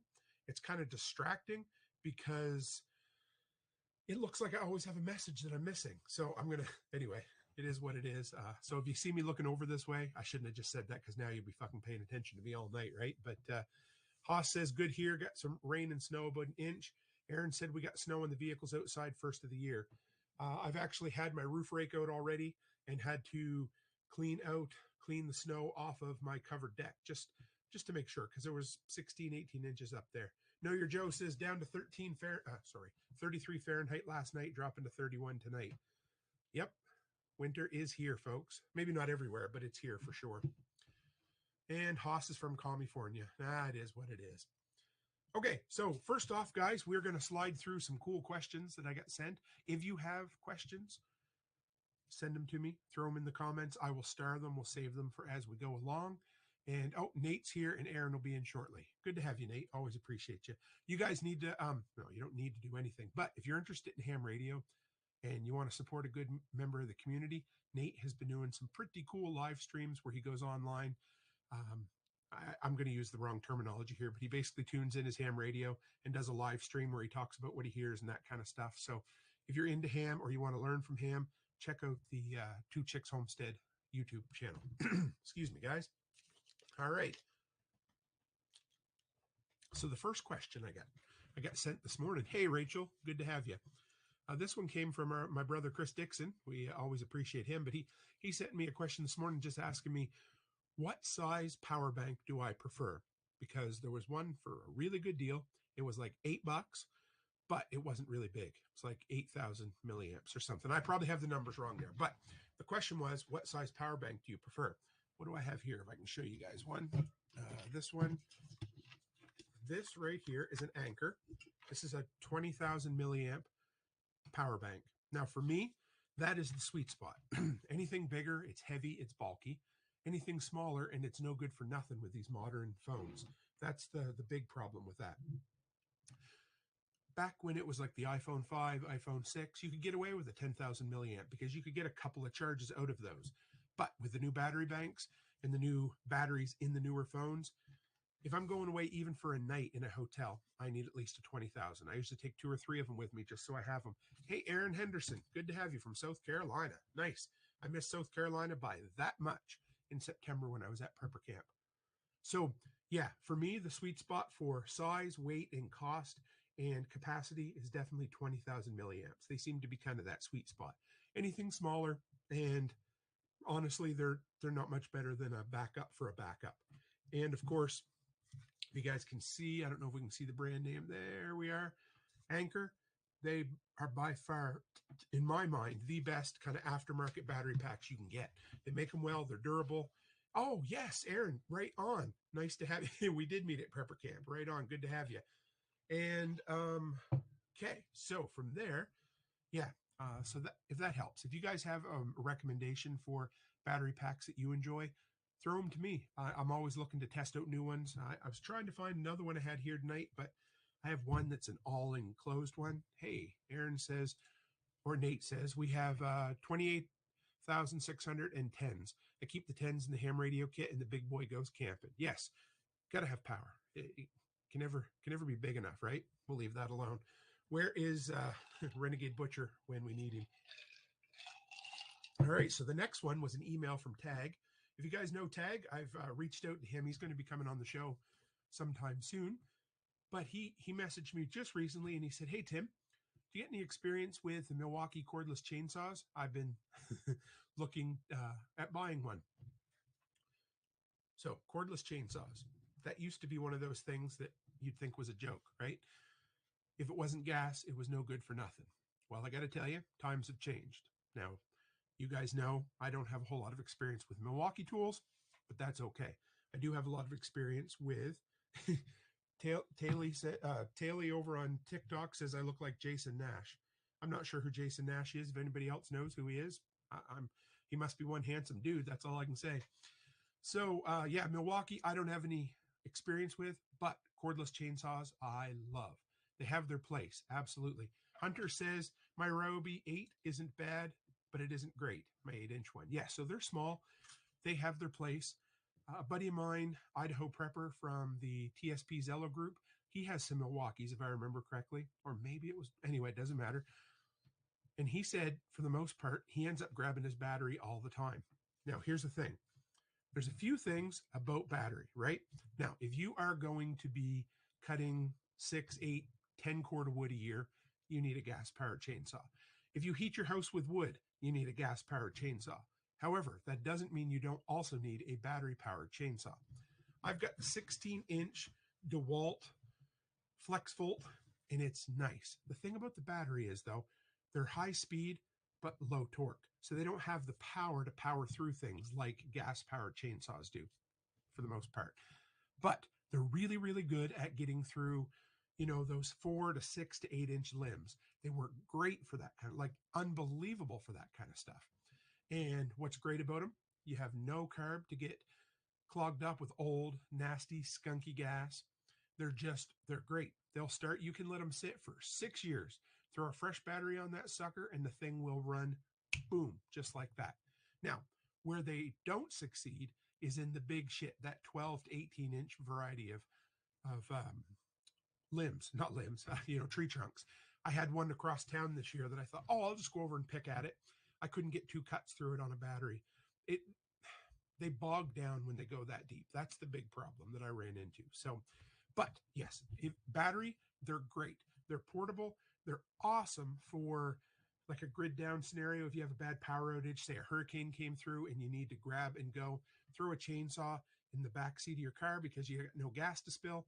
Remember, you probably still have chain oil, so you don't want to spill that on the wife's seats, but they're just awesome. And man, they are a great supplement to any homestead, to anybody who cuts wood. Now, if you're like me and you don't do a ton of wood cutting anymore, then battery's all you need.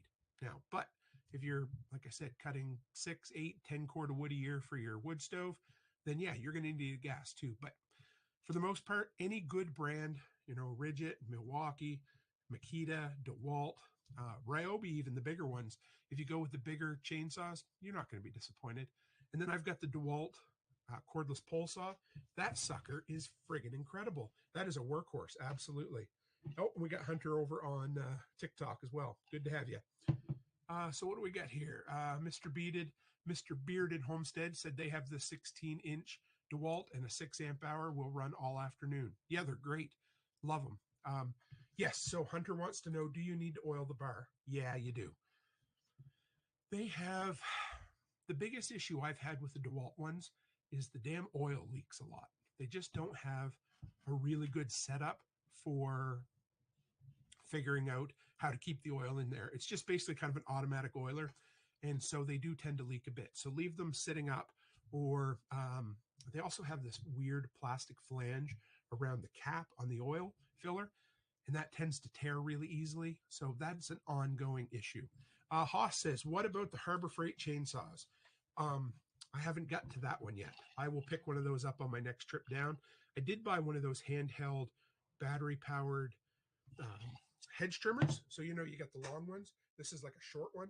Kind of looks like something that you can, Aaron says it really does leak like crazy. Yeah, they're a bastard. I hate to say it, but they really are. So all I've got in the Harbor Freight right now is one of those short hedge trimmers. I think it's like an 8-inch one.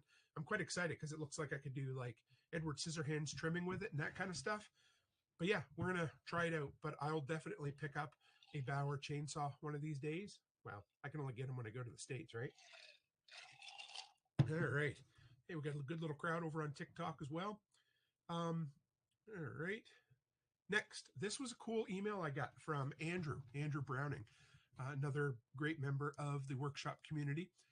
And he had like 3 parts to the email, so we'll break it down, but it was really cool. Now, if you guys go into garages, go pull into a garage sometime to get your vehicle worked on. And when the bay door comes down, turn around behind you, and you're probably going to see like a port in the door. And it's either going to have like a slide over cover or like fingers that you push something through. And it's an exhaust port. So what they can do is if they need to run the vehicle inside, they never used to do this, but if they can, they put a pipe on your exhaust pipe and then they run it out through the garage door. And it's great. So you can leave the doors closed in the wintertime, heat it, and then run it out through. So he asked, hey, do you think you could use one of those ports in a shed to vent for your generator while running it in your garage or something like that? And to be honest, I'd never thought about it before. I would still, both my generators have a carbon monoxide shutoff. So if the carbon monoxide gets too high, it shuts off anyway. But yeah, I really, really think you could. I'd want to have a nice tight fit on that exhaust. But yeah, I think that would be great. I love those ports. They work good, and it's something I see all the time here. and never once thought about making it work. He said, while working on a garage door at a local tire shop, I noticed a vent hole in the door. When I asked the tire guy about it, he said it's so they could work in the winter. He said they're about 50 or 60 bucks on Amazon, and the hose is 20 to 30. I think that's great. And Hunter says I'll work on the ducting. Yeah, I think it's great. It's so damn simple. So yeah, it was a really cool suggestion. He framed it like a question, but really he was coming at it with, he already had the information. I thought it was awesome. And Hunter says it's what I do. I support and grind. Now the next one, there's a question here. No, you're Joe. I'll get back to your question in a minute there, Joe. So the next one, Aaron said, I feel silly for asking this. Now, it's okay to feel silly about things, but you don't have to worry about it. I will answer every question. If it's an honest, earnest question that you don't know the answer to, we have all come to the handyman, the homesteading, the prepping journey. We've all come to it from our own areas. Every one of us starts from zero knowledge at birth, and we work our way up. So just because you don't know anything, don't ever be embarrassed about asking a question, okay? So we get that out of the way. Now here's the question. He said, when setting your garden on a timer for automatic watering, if you keep the spigot under pressure and on, and I can hear the water kind of charged in the lines, will I be charged for that water? I'm asking because the price of water in our area rose a decent amount recently. So that's not a dumb question at all. Now, think of it this way. If you have water in your pipes at home, you're not charged for that water until you open your tap. Now, when the water gets turned on to your house, all of your taps get filled up. So once they're full, yeah, you're charged up till that point. They're in there. And then you don't get charged for that water until you use it. So you open a tap, it goes down the drain, you get charged for that. When you have a, hey, 30-day review, good to have you again. Justin's great to have you. And yeah, so you don't get charged for that water at all until you open a faucet or you're actually using the water. Now, if you can hear something in there, it's probably just the pressure up against the timer or the irrigation or whatever it is. Now, there's always a 10% chance that maybe you have a small leak somewhere. And if you do, well, yeah, you're going to get charged for that. But no, just so you know, if your lines are charged up and full of water, you won't get charged until you use it. Not a dumb question at all. How do you know unless you ask, right? And then he shared a cool travel tip I wanted to share with you guys. He says, when I travel for work and I'm in areas where I don't want to wait an hour or two to do laundry, I carry powdered detergent in a small Ziploc bag, and then I rebag that in a larger Ziploc bag. And then no matter where I am, I can wash my socks, drawers, and shirts in a sink. And I love that tip. I used to do that shit all the time in the oil patch because we'd get caught out of town. And sometimes I'd remember, but I'd be in my work truck. And if I didn't know we were spending the night, I wasn't the most prepared dude in the world. So I would wash my underwear and socks in the sink in the hotel room. And then I would dry them, either wring them out, hang dry them, or use the blow dryer to dry them. So we make it work with whatever we have. But I love that. And whenever I travel now, Becky takes and fills a 500 milliliter water bottle with laundry soap and puts some dryer sheets in a bag because this old man has to have his own laundry soap, because if you don't, sometimes you're going to have a bad day. Nate says, if you could find an adapter, it would work great. Talking about the exhaust port. Main issue is the exhaust ports are flush with the muffler. Good point. Yes, so 30 days says technically you get charged as soon as it enters your home, but chances are you're going to use it. If the water line's burst and doesn't get in a drain, you're still paying for it. Yes. Yeah, so like I said, once that water comes from the town and charges up your lines, yes, you get charged for that first bit. But once it's a static system and you're not using anything, from that point on, you won't be charged until you open and use it. So if you've got that, your whole irrigation line, or whatever water it takes to fill the irrigation, yeah, you'll get charged for that. But then from that point on, until something's opened and used, you'll be fine. So we've got, let's go back. Know Your Joe says, what size would you recommend if you're getting only one? Chainsaw, right? Well, it depends. I would say, in that 12 to 16 inch range. Chicken Hawk has the 12 inch 20 volt chainsaw, and that thing is great. So if you're just doing some limbing, some landscaping, maybe the occasional small tree falls down, a 12-inch 20-volt would probably be good enough. But anything in that 12 to 16-inch range, probably 14-inch might be the sweet spot. But number one, pick something that suits your power platform. So whatever batteries you're using, go with that. And then buy as much chainsaw as you can handle that doesn't that isn't too much for you. Let's put it that way. So go and test them out, pick them up with a battery on it. Remember, that's important. And then see, does this feel comfortable for me? Then yes. If you're only buying one, get as big as you can get that you can comfortably handle, because you'll never say, damn it, I wish I had less power in this battery chainsaw. I promise you, you'll never say that. Hunter says I need to make more laundry soap. Right on. We used to make our homemade stuff. So we'll go on from that one, guys. And yeah, and like 30-day review says, always depends on what size trees you have to handle. If you live out in the country and you're a homesteader and you've got massive trees, you're going to want something that can cut through them. But if you're more worried about a few limbs coming down and doing some kind of in town, that kind of thing, then yeah, I would say 12, 14, 16-inch battery powered would be great for you, because you don't ever have to winterize it. You never have to worry about it, having bad gas. You don't have to worry about a clogged up carburetor, all of that stuff. Battery's wonderful for all that. So yeah, that was good stuff. I like that email quite a bit. So the next one was about the all-weather pet door. So I don't know if I shared a picture with you guys, but we took in a foster dog for a while. She's now living with my son. Her name is Daisy. She came from a father who had Alzheimer's, and he fed her 24/7. I guess he just forgot. So she was supposed to be around 7-8 pounds, and she was over 18 when we got her. So she was big enough that I had to put in a bigger doggy door. Poor thing. Just a sweetheart, but she is just, Anyway, she's overweight. She's lost 1.5 pounds since we had her, which has been, about 6-8 weeks now. So she's coming around.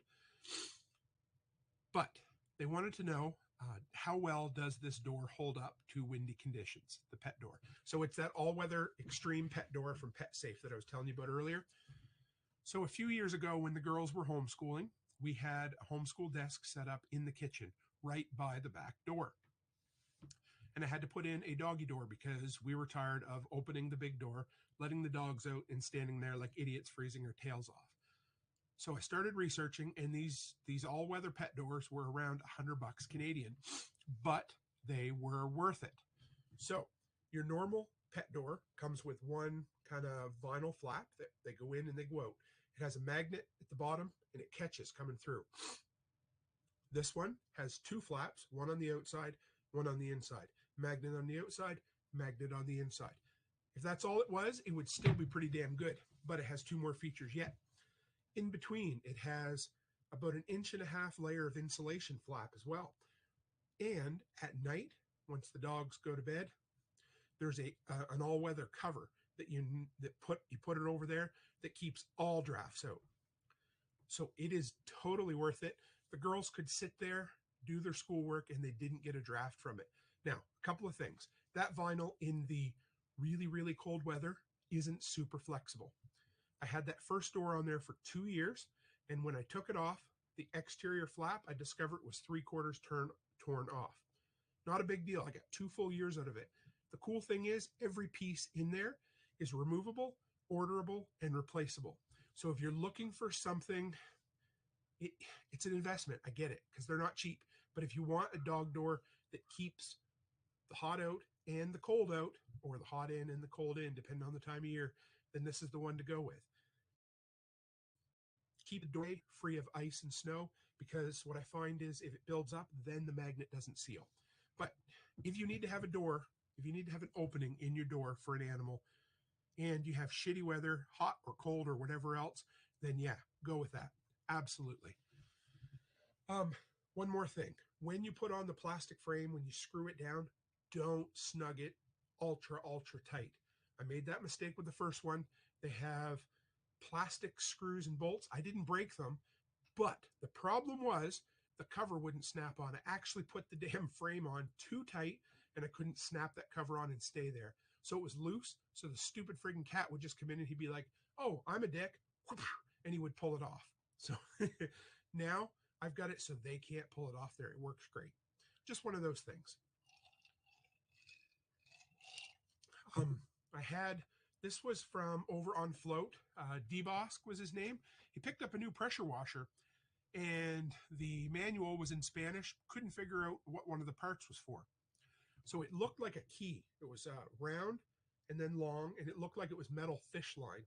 I did a bunch of digging, and I couldn't figure out exactly what it was, but I think it's a nozzle cleaner. So if anybody else has any suggestions, it's about 4 inches long, and it's a circle like a key ring with a long point on it. I believe it might be for cleaning out the nozzles, but I don't know for sure. So if anybody else has run into that, let me know. 30 Day wants to know if I've tried. I have not. If anybody else has tried those RFID doggy doors, I'd be interested. That would be right up Chicken Hawk's alley. So if you're listening to this Hawk on the recording, I bet you he loves all this automated stuff. So another good dude in the community if you want to check somebody out, for sure. And Know Your Joe, he said, I'd stay away from 12 inch. You'd be surprised how much 2 inches actually matters just for trimming and limbing. I'm going to say that's what she said, but we'll leave it alone. Jaggy, my brother from another mother across the pond, says, sounded a bit hoarse. Yeah, I'm a little hoarse, although I think I'm a big horse too. But anyway,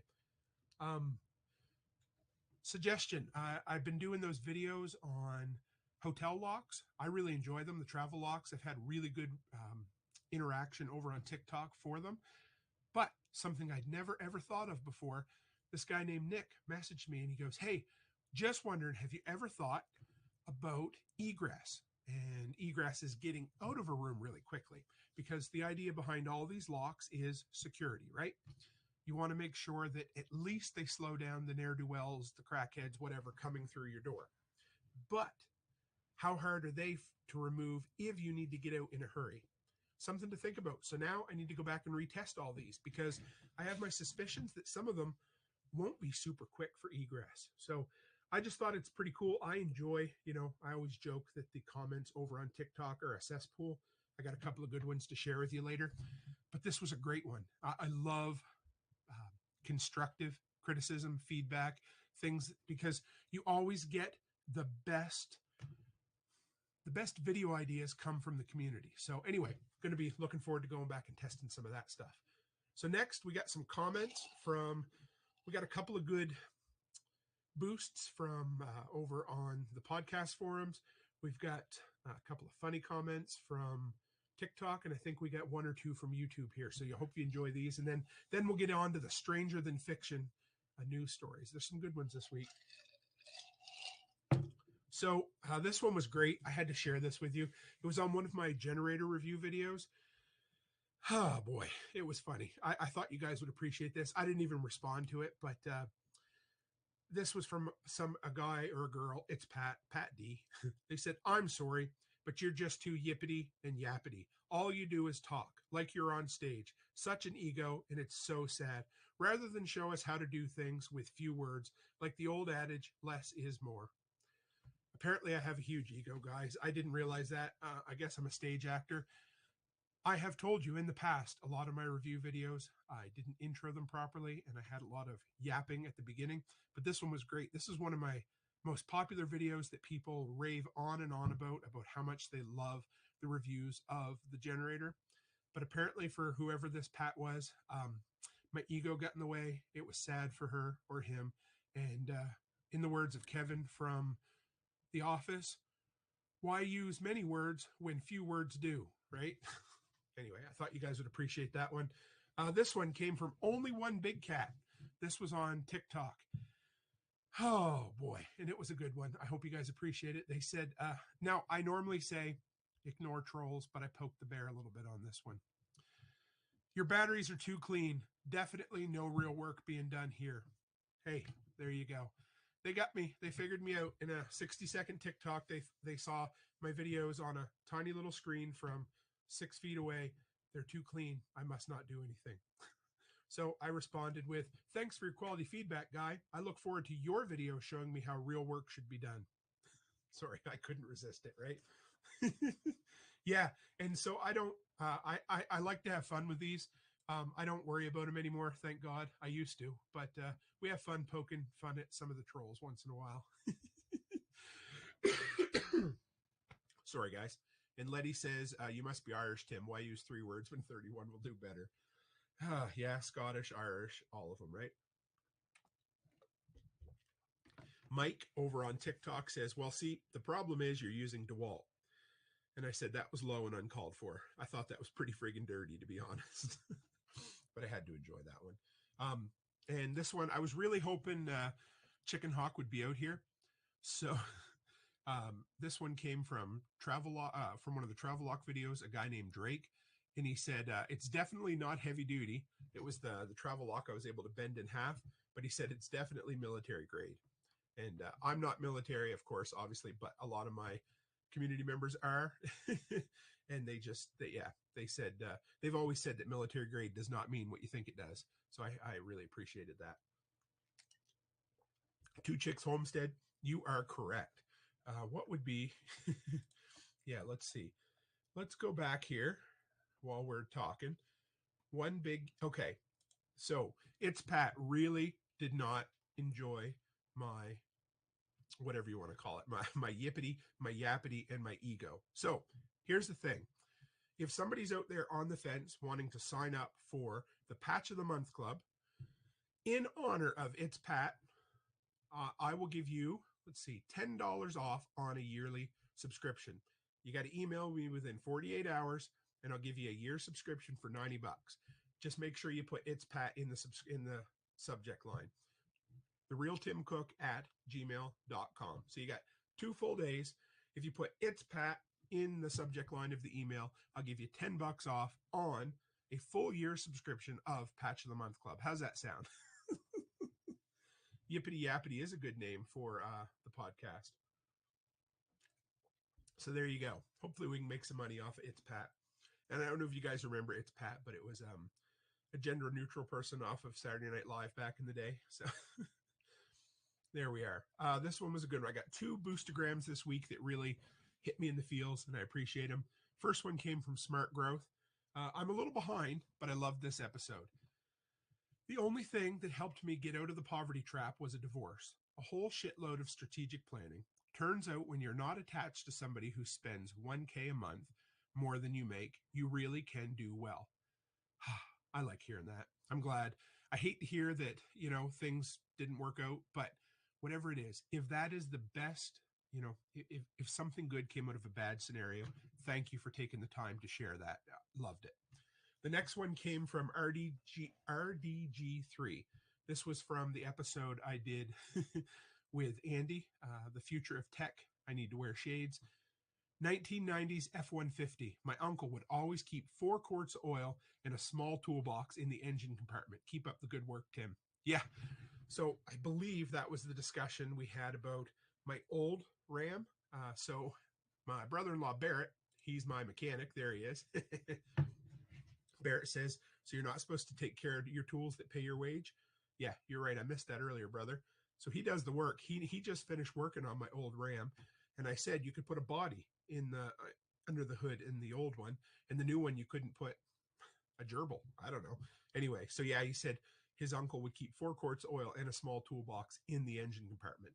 Those old vehicles, boy, they had room. Next. This was cool. Mr. Bearded Homestead says, loved Pat on Saturday Night Live. Yeah, always funny. The 90s, they were the heyday for Saturday Night Live. And of course, Celebrity Jeopardy. Oh, that's a whole nother story. Love that. So Joel on MeWe sent me, I guess it was more of a brag post in a good sense. So number 1 came by and said, wanted to let me know that he heard me mention in passing that I picked up those new headlamps from Costco, the Duracell ones. I hadn't even tested them yet. It wasn't, I wasn't, telling you to go buy them, but he was pretty excited about trying them. He picked them up, said he loved them. He was going out for, see if I can find them here. He was going out tuna fishing and he needed some headlamps. Said it worked great.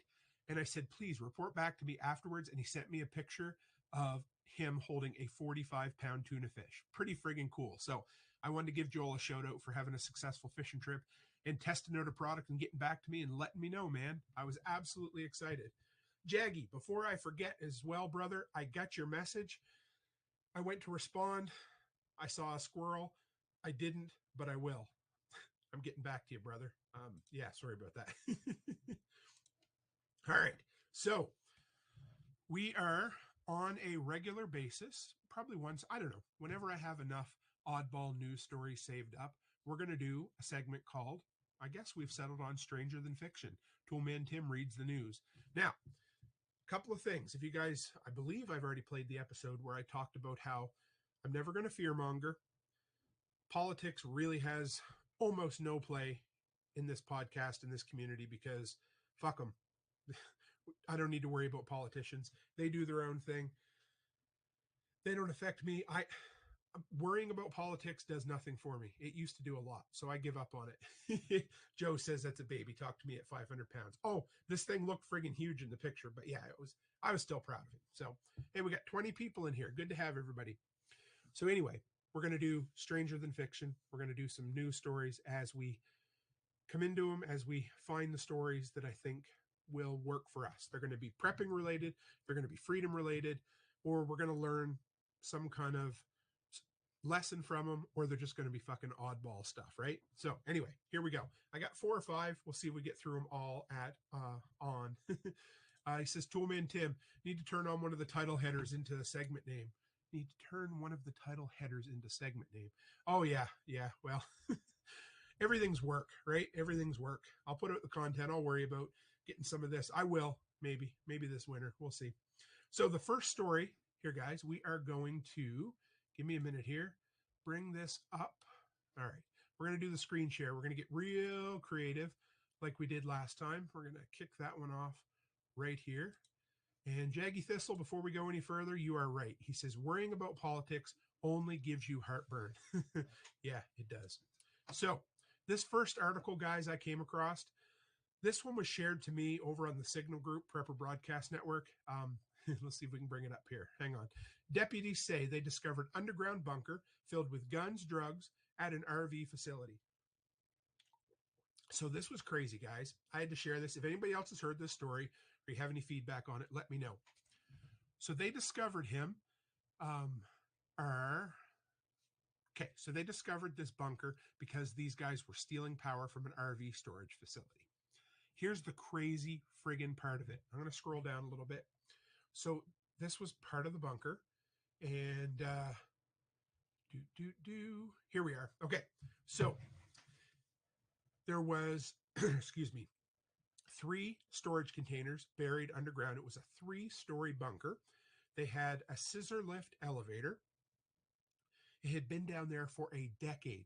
They found $700,000 in gold and silver, $250,000 in cash. They found meth, coke, pills, shrooms. They found guns. I don't know what all was going on there, but whatever. Just an odd story. It was there for 10 years next to this RV storage place. They were stealing power. The people, you hate to judge, but don't they kind of, crackheads, meth heads? I don't know. But either way, I want to know who built this damn shelter. 10 years, storage containers, which aren't supposed to be buried underground without reinforcement. So hopefully they did reinforce it. But the damn thing lasted 10 years. They got this corrugated pipe with ladders built into it. They had elevators with scissor lifts. I don't know. Justin, I'm going to star that so I don't forget, because when I get going, I sometimes don't always think of remembering some of this stuff. So thank you for that suggestion. This was crazy. I just thought it was neat. They really didn't know if they were survivalists, junkies. I mean, that's way above your average junkie for living underground for 10 years, coming and going. I think it was just an underground drug compound. Now, this was in Arizona, so it's really, really dry there. So maybe that's why they got away with it. But I mean, the walls, I want to see a tour of this compound. That's just me. I can't tell, but it looks like that is painted plywood. You really can't see it, but it looks like painted plywood on the walls there. And then on this side, it looks like garage doors. Then they have up here like corrugated sheet metal on the roof. Yes, never underestimate the ingenuity of a crackhead. You are correct. 30 Day says you would be surprised how smart crackheads can be. I recently cleaned up a crackhead place where they had the power shut off on them. So they brought a generator indoors in a condo in an apartment building and wired it directly into the panel.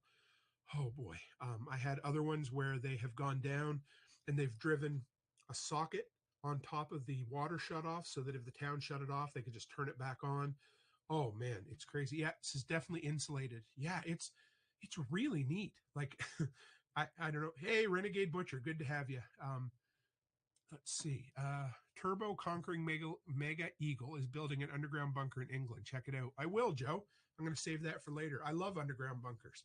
So I've looked at, unofficially, burying a sea can or a storage container in the ground, but I've seen horror stories. I've seen videos of roofs collapsing, walls coming in. You need to weld reinforced structures because if you guys don't know this about storage containers, they're really, really strong on the points. They have a beautiful frame around them, but the walls and the ceiling are just like 1/8-inch corrugated steel. So don't just bury one and expect it to last. So whoever did this knew what they were doing. I mean, look, they've got a rocking chair, statues, beautiful wall hangings, a microwave. I don't know, just a rather interesting concept. So I thought you guys would like to see that. If anybody finds any more information about it, they basically found them because there was too much power being used in the area. And so it took them a year to track this down. Yeah, Joe, you're right. It's probably not even 1/8 inch. I know when I walk on the ceiling of the roof of mine. Whew. And Hunter says they don't think about the center. Yes. So storage containers are cool. But if you ever want to bury one, do not bury them without doing some serious reinforcing around the sides. I seen a video, a husband and a wife buried one underground for storage. They came back the next day and the whole roof had basically collapsed by about a foot. They had put a bunch of dirt on top. Yeah, it just not good at all. Hey, Jake from Ravenwood Acres, good to have you. Jaggy says apparently American school buses make good bunkers.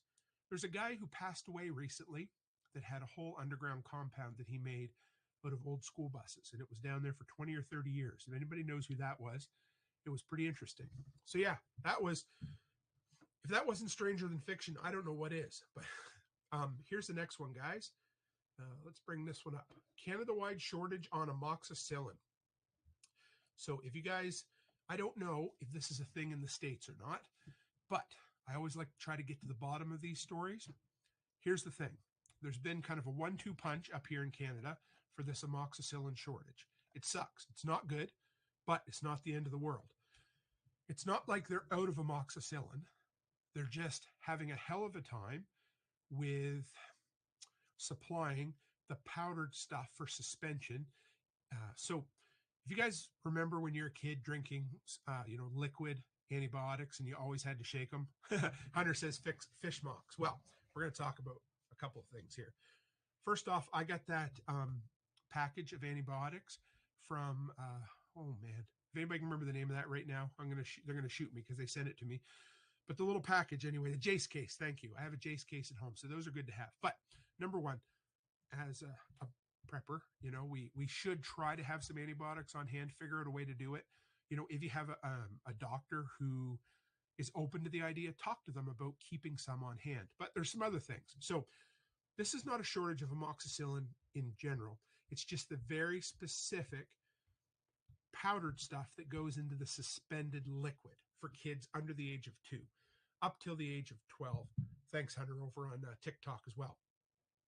So when if you're a parent and you get a prescription for a kid, go to the pharmacy. Now, in Alberta and Ontario, if you show up and they don't have it, they can substitute. They can give you a different type of antibiotic. They can give you the pill if your kid can swallow a pill.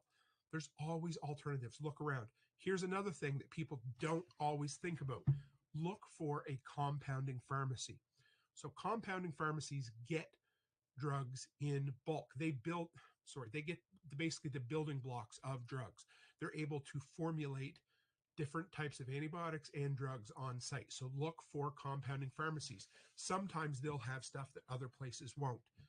But I started digging, and yes, it is a shortage right from the manufacturers that our country deal with. They expect to have more in stock for January 2023, but it's just one of those things to be aware of. We also have a big shortage in Canada on children's Tylenol, and it's been a 1-2 punch. So number one was there is a shortage on the supply side, but the more specific issue has been we've had a huge influx in respiratory virus, RSV or whatever. So it started early this year. The shelves didn't get filled up. People panicked and they took a whole bunch really quick. So they cleaned the shelves. It was a 1-2 punch. You just got to keep an eye on that kind of stuff. Keep over-the-counter medications on hand. Hunter, have a good night, buddy. It's good to have you. Letty says she's heard whispers about the shortage here. I'm never taking it again after a horrible side effect at the end of my pregnancy. Totally get it. I've been taking antibiotics for 2 days now, and they've helped immensely for me. So just one of those things, guys. You know, if you don't have any on hand and there's a shortage now, well, you know, look for some other options. Look for a compounding pharmacy. Look and see, can they take a solid pill? You know, if they're over 2, can they swallow it? Or is there an alternative antibiotic that they can take? There's always solutions. We just have to work together, share information so that people know. And then, hey, if you find a place that has stuff, share it with your prepper groups or your, you know, survival groups, your friends, so that they know, hey, these are places that we can go to get this stuff. And then, of course, once we get past these shortages, work to have a supply on hand, whichever way you can do it. You know, there is fish mocks and that kind of stuff in the US. Can't get it in Canada anymore. But these Jace cases, and there's a new one that Nat, the preparedness guy, talked about the other day. Haas says we can still get it at the feed store. In Alberta now, you need, well, anyway, we can talk about that. Yeah, it's not super easy right now for some things. But yeah, so just always have a plan in place. Always have a secondary plan. And then learn. The only time it's dumb is if you don't learn from a shortage. So if a shortage comes through and then afterwards you don't figure out a way to stock up, well, then maybe we made a mistake. But if you make it through a shortage, figure out, okay, what can I do? And like I said, compounding pharmacy, take an adult dose, but a smaller amount, or an alternative pill, right? Oh, hey, here we go. Chuck. I love having Chuck in here. He says, get a broad spectrum antibiotic to cover most problems. May not exactly target the specific bacteria, but will kill it. Just may take longer. So I have talked to people before who have said they've called their doctor and said, hey, I'm going to Mexico, I'm going to Brazil, I'm going somewhere to a resort. I'd like to have antibiotics on hand just in case. Most doctors are okay with it. And if you talk to a sensible doctor and say, listen, I am not looking to abuse this. I just really, with all the shortages, I would feel really good to have a 30-day supply on hand. You know what? Flip of a coin. If you have, here's the other thing. This is why we develop relationships with everyone, doctors, pharmacists, because they're the ones that can say yes or no. So if you have a good relationship with your doctor, talk to them and say, hey, I'd like to have some antibiotics on hand. Can you make this work for me? The worst they're going to say is no. Jaggy says, getting prescription for much, but you can order from India. Yeah, you're right, as they can make much of the generic meds and often get through customs not too bad. I may or may not have done that in the past. And yeah, you just need to be careful with some of that stuff. That's all. So yeah, there's always options. You know, take the most sensible option first, and then try not to get too desperate if you can help it. Here's one for you guys. I hope you appreciate this one. Let's bring this one up. Amputation hazard for Generac generators. I thought this was a bullshit article. I thought it was one of those articles that was just foolish. Nope. So I don't know if you guys can quite see it in the video here. For the audio, they have these U-shaped handles, and they have locking pins that work really well, but the locking pin doesn't always engage. So what has happened is somebody has put, you know, if you've ever heard the old saying, don't put your fingers where you wouldn't put your pecker, well, somebody put their fingers in here. It closed. Get this. I got to tell you, this is insane. These have been on the market from 2013 to 2022. there have been 37 reports of injuries, but 24 of them have been amputations. 24 people have lost a finger due to this damn generator. So if you own one of these Generacs, guys, you can contact Generac. They will give you a free spacing kit so that this is not an issue anymore. I mean, common sense would say don't put your fingers there anyway. Some people, what do they say? Common sense isn't so common anymore. But yeah, so the model numbers, there's 8 different models, but they're basically GP 6500s, GP 8000s, XT 8000s, and XT 8000 EFI. They're all these Generacs from 2013 to 2022 that have these U-shaped handles. They have locking pins that if they don't engage, they can drop down. Jaggy says that's handy. Oh, dear God. They can drop down and literally snip your finger off. Wow. I didn't think I would run into this, but I ran into this story.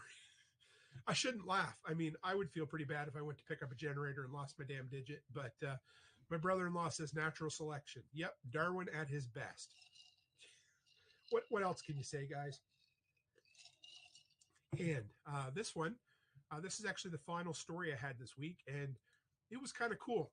Now, I'm not a news guy, don't watch the news, but again, through my back channels over in the Prepper Broadcast Network, I was informed that 60 Minutes was doing a story, a 15-minute quarter-hour segment on preparedness, prepping.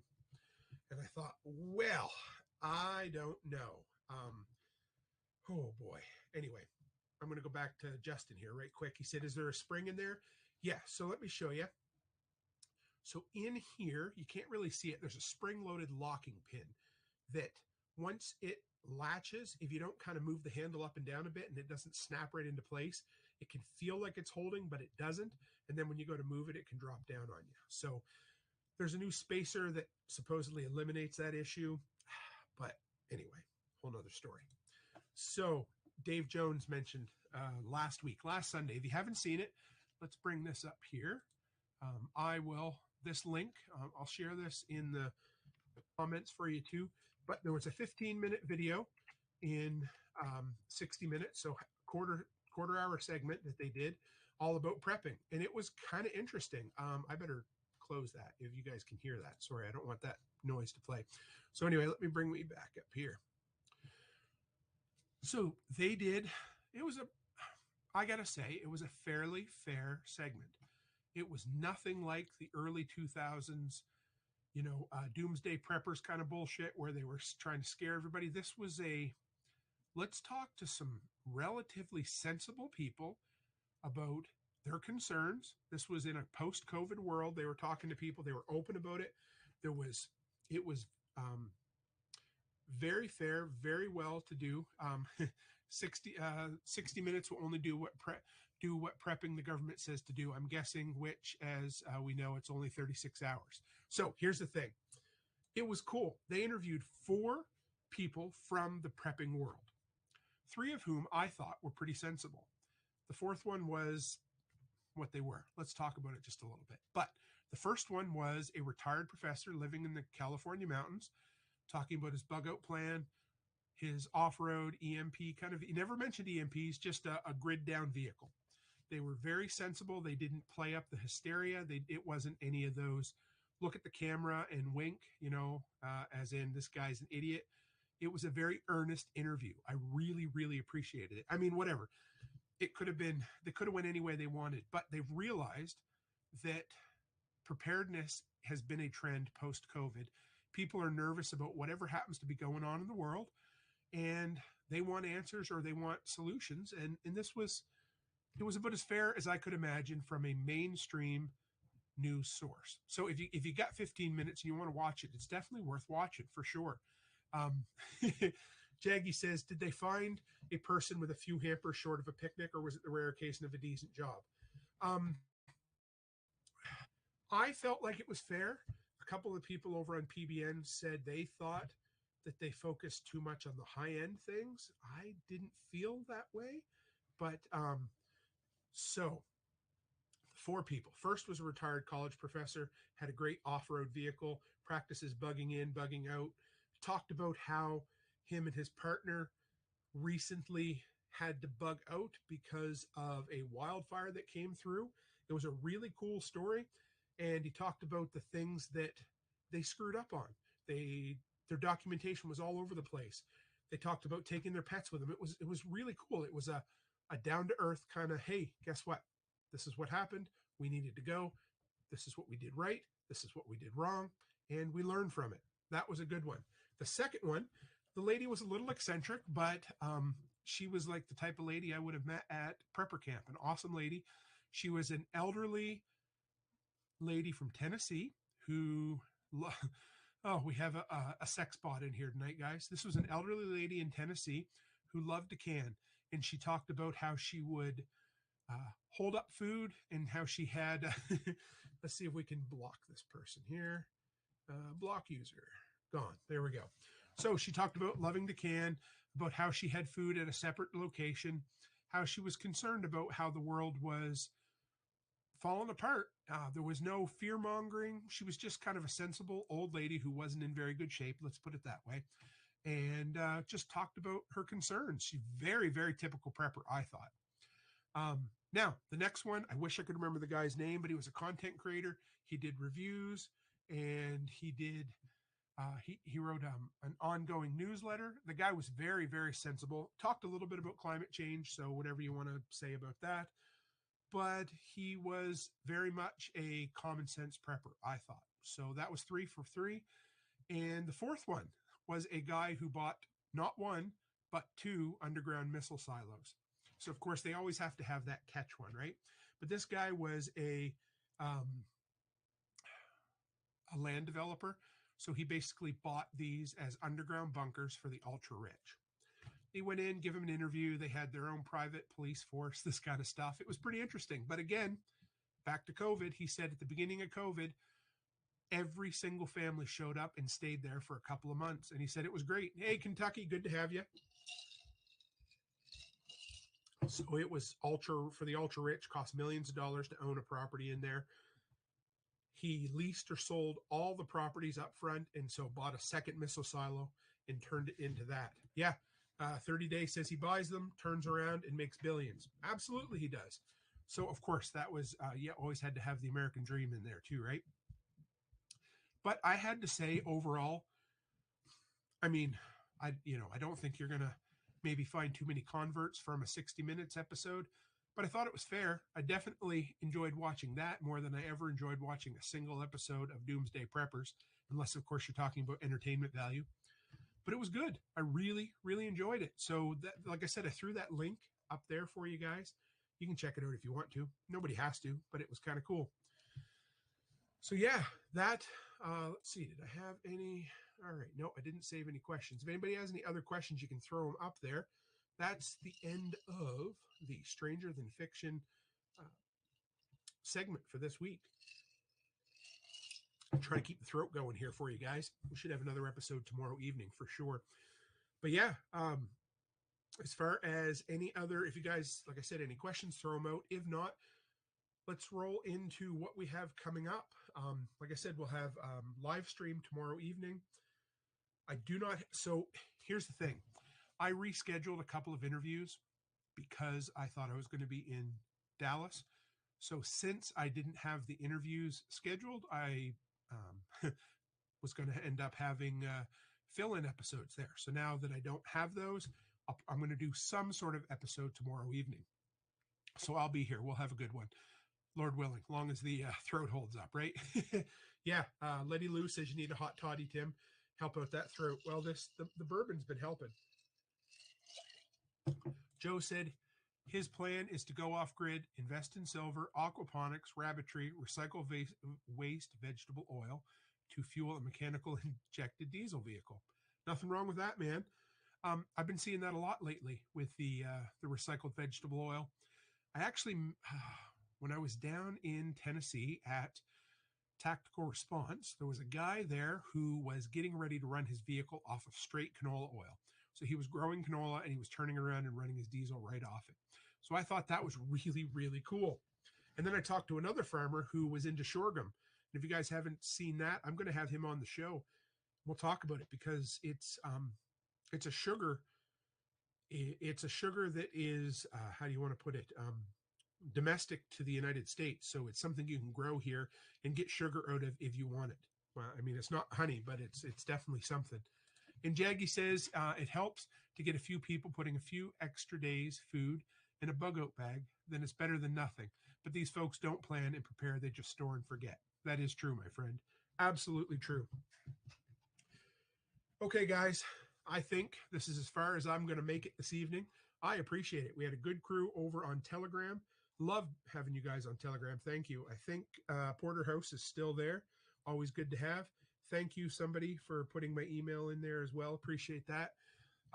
Guys, thank you for coming by. It was a great episode. I hope you enjoyed the Stranger Than Fiction segment. For those on the audio only, I'd love to hear some feedback. If you have stories you'd like to submit, we could do this once a week. I kind of enjoy it. There's enough foolishness out there that we can ignore, but there's some good shit that we can learn some lessons from. So anyway, guys, that's it for me this evening. As always, stay happy, stay healthy, and have a great week.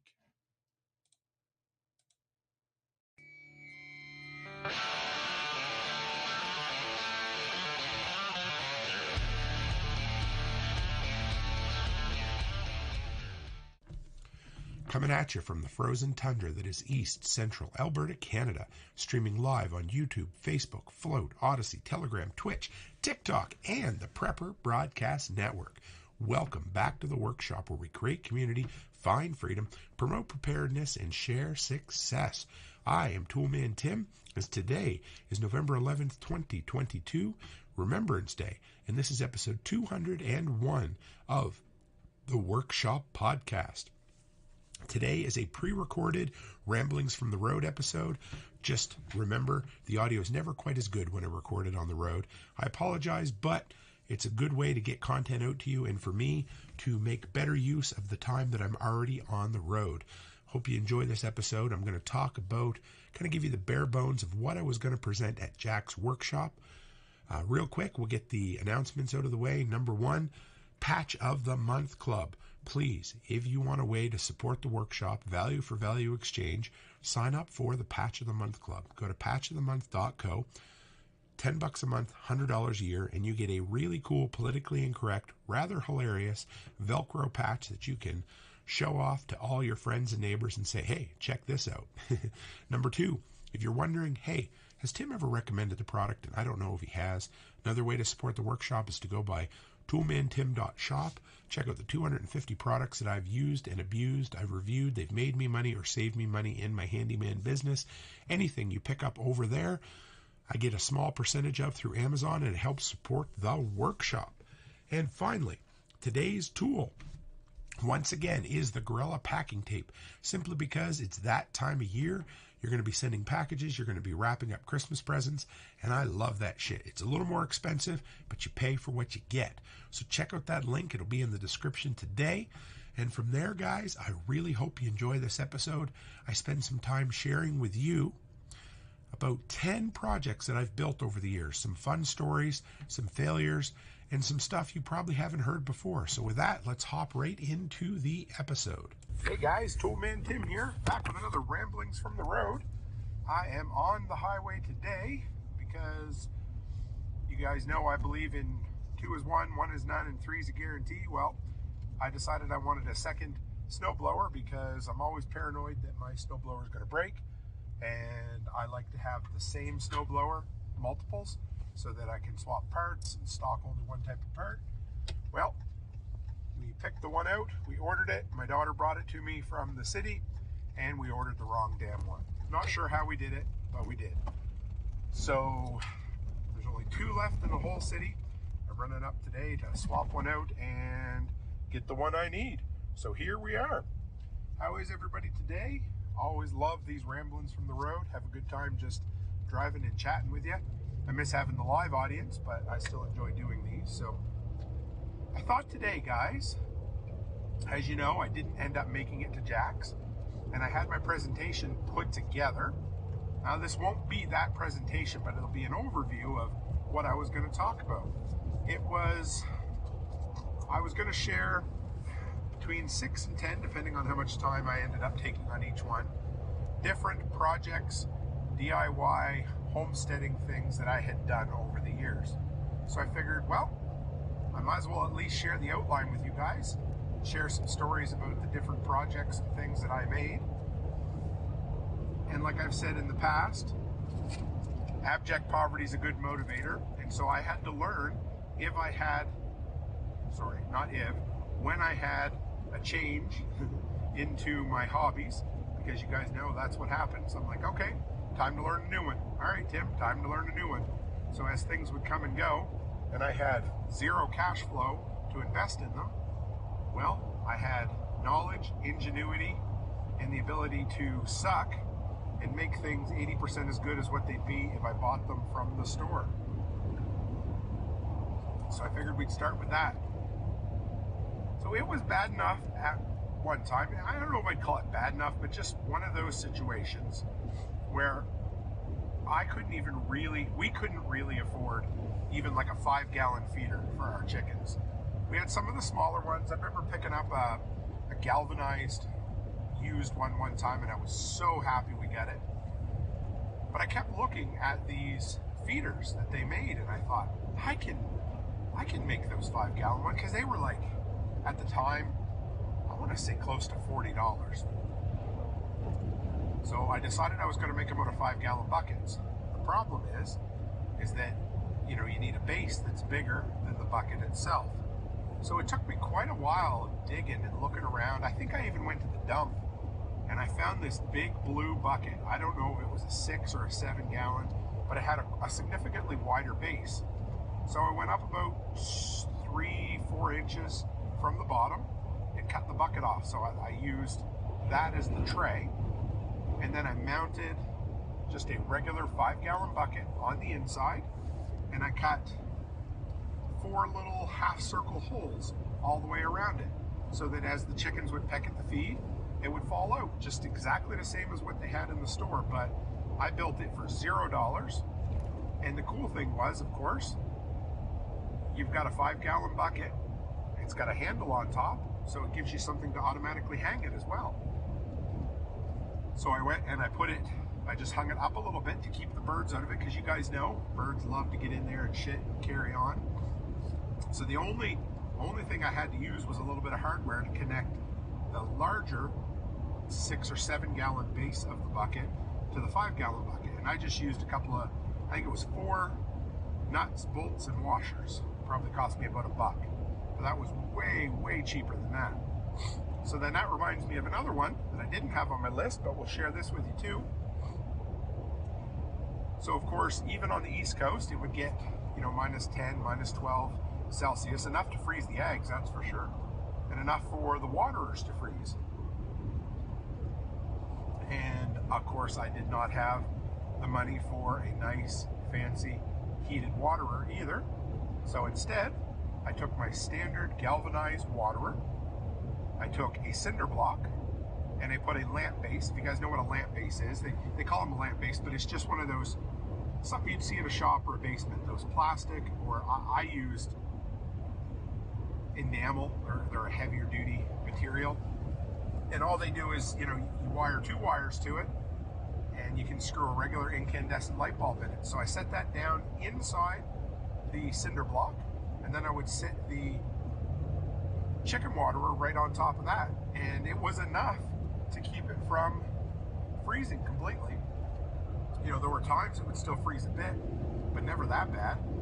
It was, again, a poor man's version of a heated waterer, but guess what?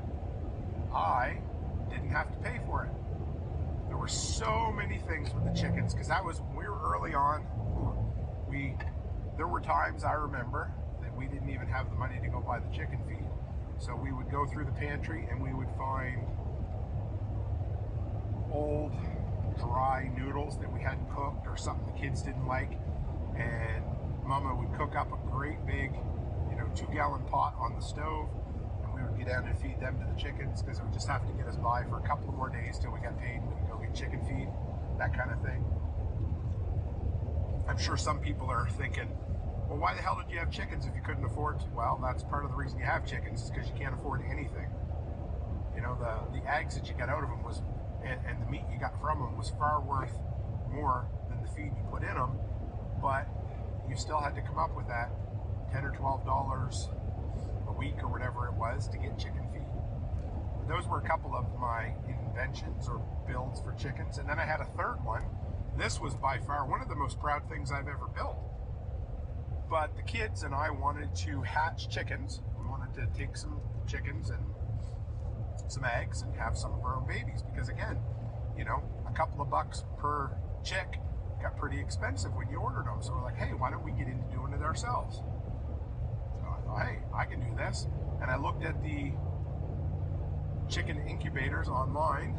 Ooh, and back then, now there are some cheaper ones you can get nowadays on Amazon that, you know, I don't know the exact price, but significantly cheaper than the big ones. But at that time, this was back 15 years ago at least, they were well over $100.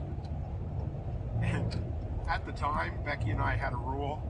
I can't remember the exact amount of money, but I want to say it was anything over $10, and we had to talk to the other person because we were that broke, which basically meant anything over $10 disposable income we couldn't buy. So I had to figure out a way to buy it, build it.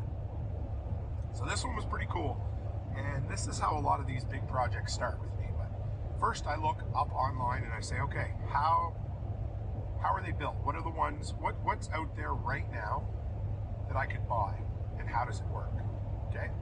And then I would start scouring the old forums, because I still find the forums are better than going through Google, but scour the old forums. I think it was backyardchickens.com was a really good one back in the day, because this was pre-YouTube anyway. So I would scour the forums and I would find pictures of things people done themselves, and I would modify. And then I would say, okay, what do I have? Or better yet, what can I scrounge that won't cost me anything to allow me to build this? Now, thinking back on it, I don't believe I spent much of anything on it, but I'll describe to you how it was built.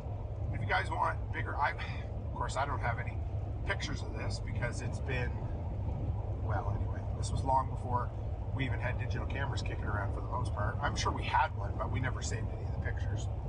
So I basically built an insulated plywood box.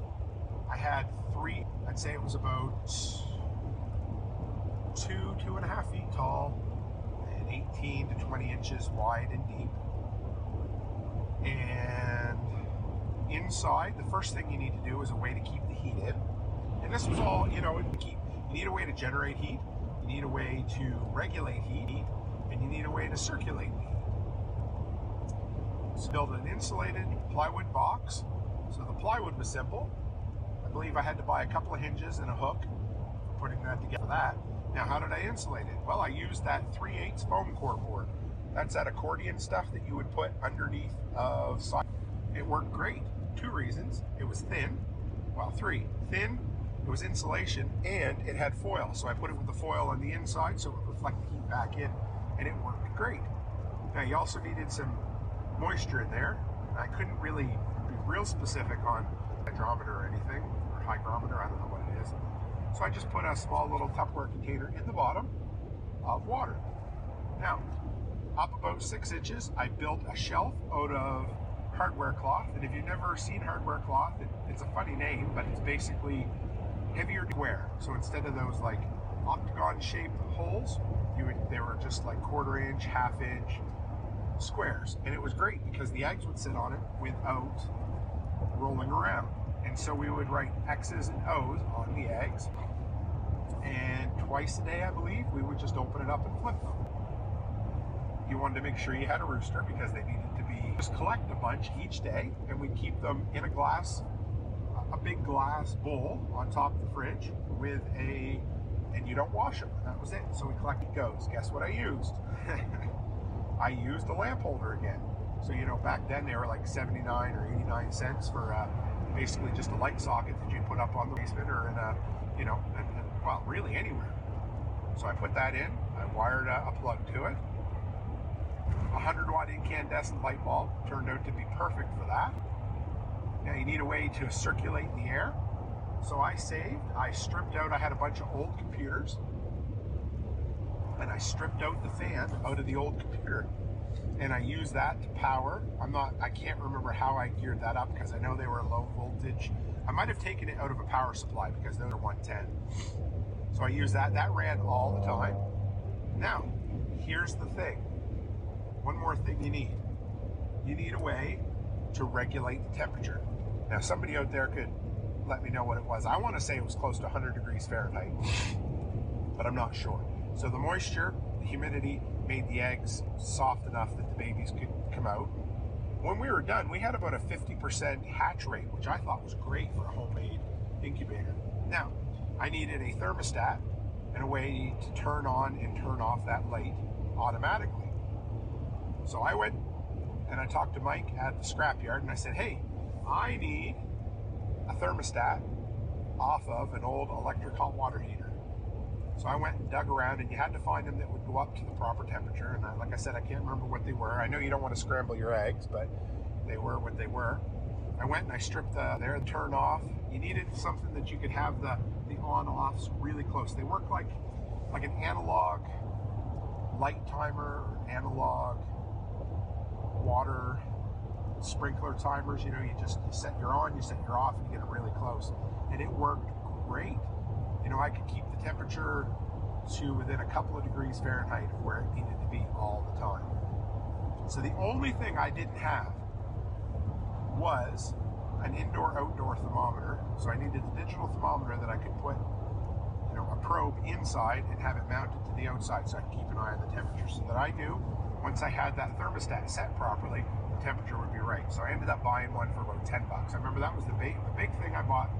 I used, and then we put a window in the front of it. I cut a hole out, and I got a scavenged piece of 4-inch by 6-inch or 6-inch by 8-inch plexiglass from the scrap bin at work, and I taped it to the door using aluminum foil tape, like that really sticky duct tape, and it worked great.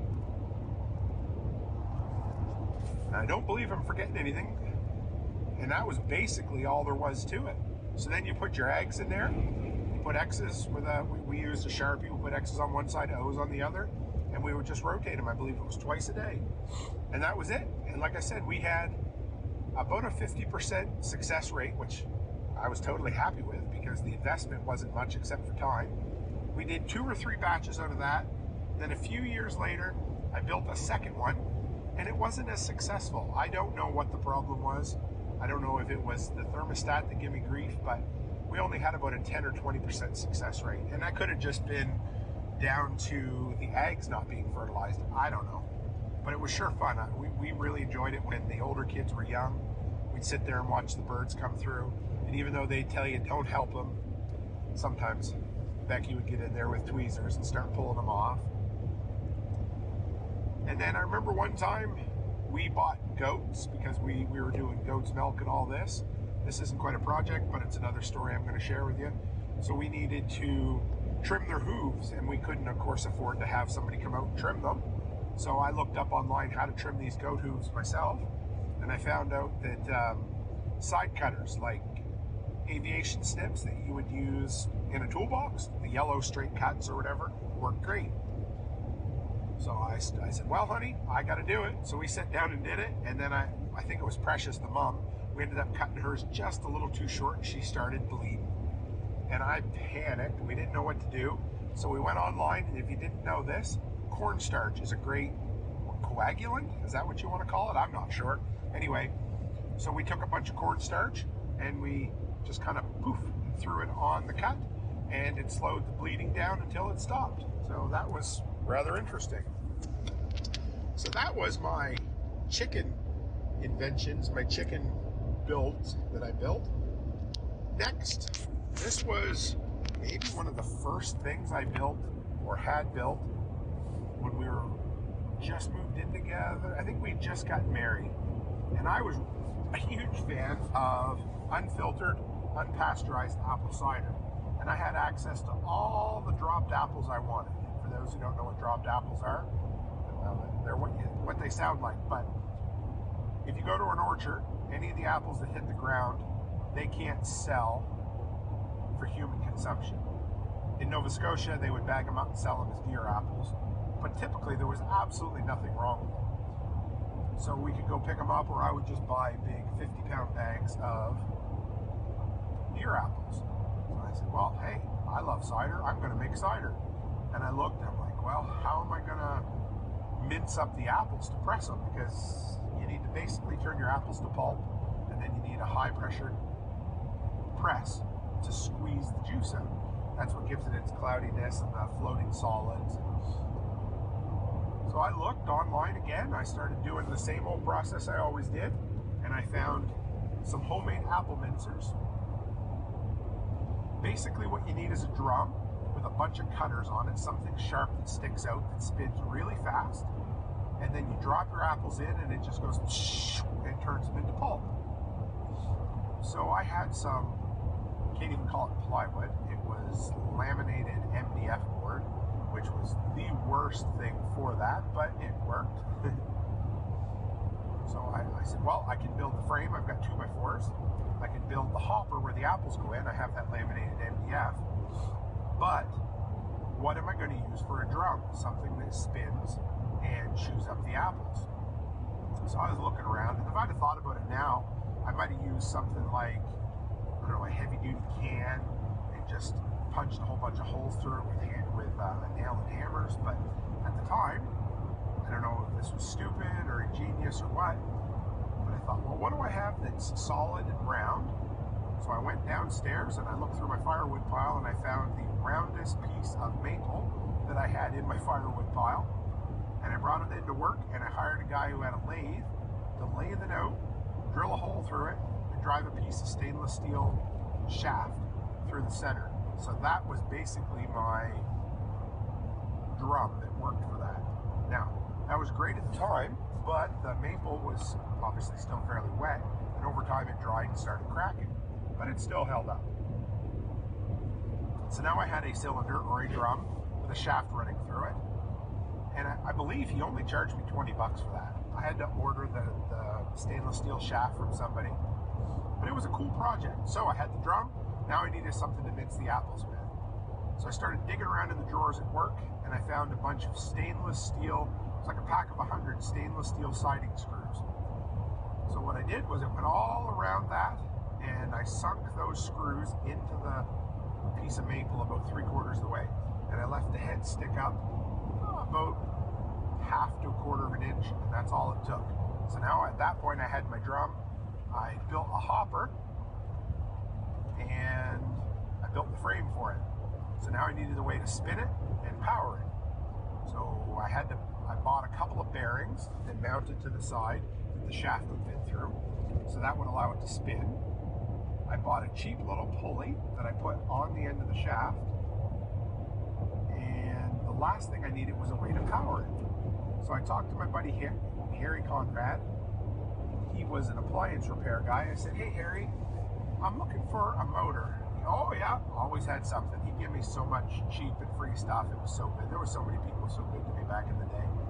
I'm surprised they never got tired of me scrounging from them, but I always treated them good at Home Hardware. So he brought me in a washing machine motor, because back in the day, tons of washing machines were belt driven instead of the newer direct drive ones. So the belt driven were great because they had a pulley on the shaft coming off the motor. So all I had to do was mount the motor and find the right size V-belt, put a cord to it, and Bob's your uncle. We were mincing apples like crazy. Now, one other thing. You had to lubricate those joints, the little bearings. And of course, you wouldn't want to use something like WD-40 or my favorite fluid film because it would contaminate it. So we had to use either mineral oil or canola or some sort of natural oil at that time to lubricate it. So that was nothing too serious. And you know what? I got that far with the project, and then I had planned on going into building an apple press, and it never happened. I had the plans built. It was basically going to be like a reinforced wood barrel.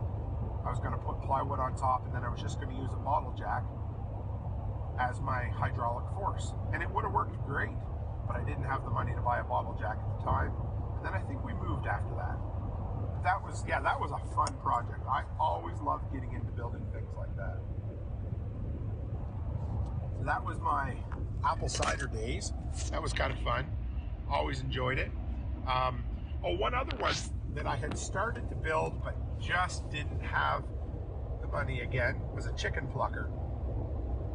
So I started looking at plans because I always wanted, we were doing 75 to 100 meat birds once or twice a year. And of course the biggest job was getting the feathers off them. So I had been looking at building a chicken plucker out of an old washing machine. I had all the parts. The problem is I just couldn't afford to buy the fingers because them damn fingers were expensive. So I had kept looking and looking for a way to make those fingers myself, and I just never come up with a success. I'd like to hear from somebody if anybody out there's ever built their own chicken plucker, and especially if you built one without using manufactured fingers. If you come up with another way to make those fingers, I would love to have heard that solution, because that was a project I got halfway through over the years and never quite finished simply because of money. Now another one was the root cellar or cold cellar. And this is a cool project. This is something just about anybody can do. Works great. First off, everybody listening, I think, will know what a root cellar or a cold cellar is, but maybe not everybody.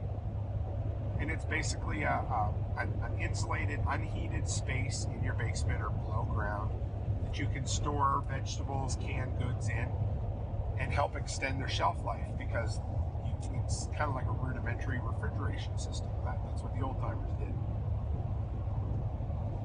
So if you can allow yourself an 8x8 space in your basement, this is, of course, if you have a basement, but I built one of these, and I plans to build a second one years later.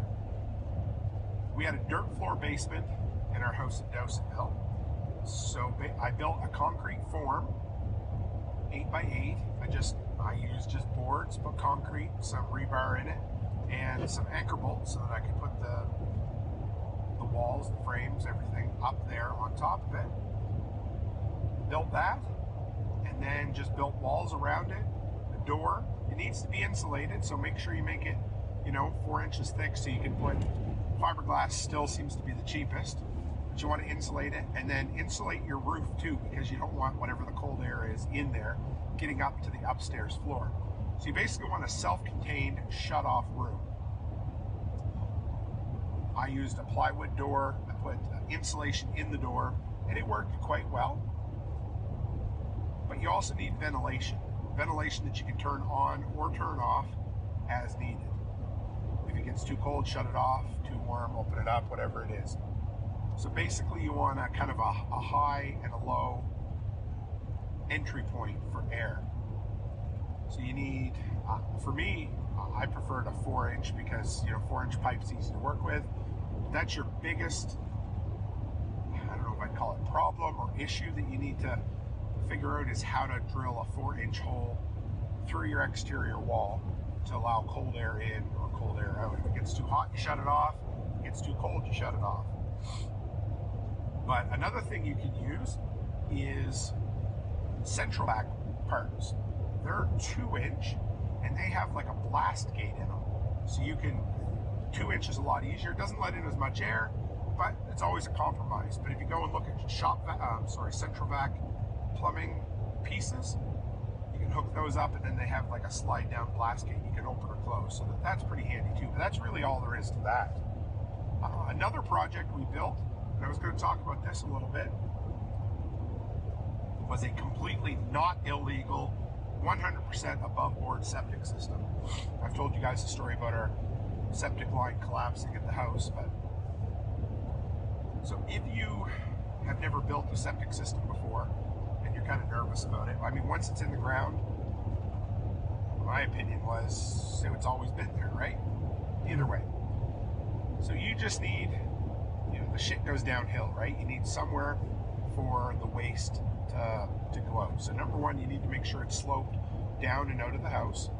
And then you need a containment system to hold solids.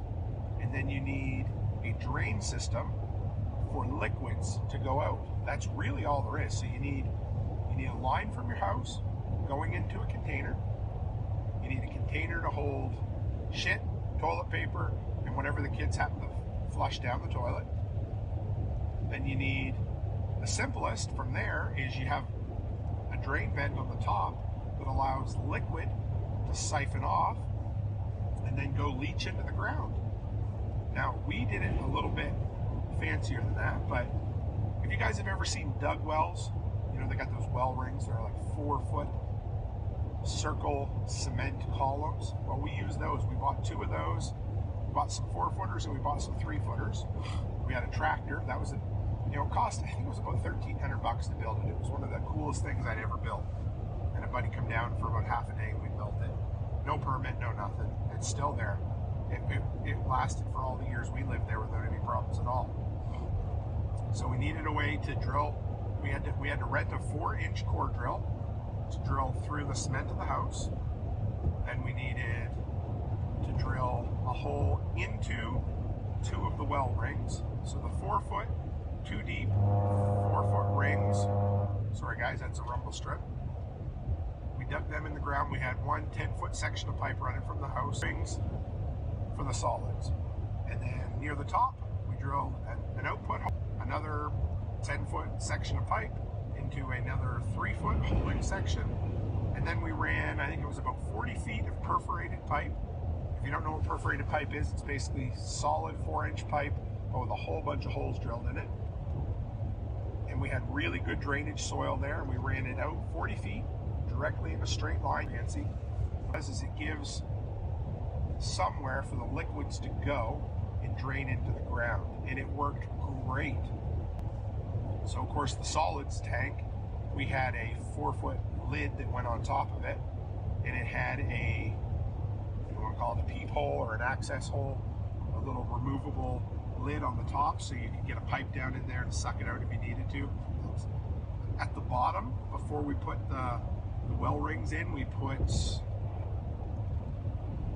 2-foot by 2-foot patio stones. We put 4 of them down there to set it on, just so it kind of give it a solid finish to seal it all together. That was it, guys. It was unreal. We never hit a rock digging. We were really excited about that. But yeah, if you ever want to put a completely illegal septic system in, we can definitely talk about it. Sorry, not illegal.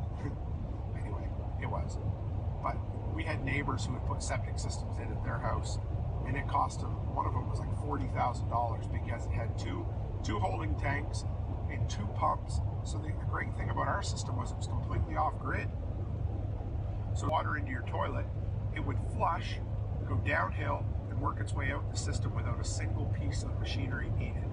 Whereas my neighbors needed 2 pumps to pump it uphill and let it float back downhill. It was horrible. So if the power goes out, you were up Shit's Creek without a paddle. It was pretty crazy. But it was a good, yeah, it was a great project. I loved that one. I learned a lot from that.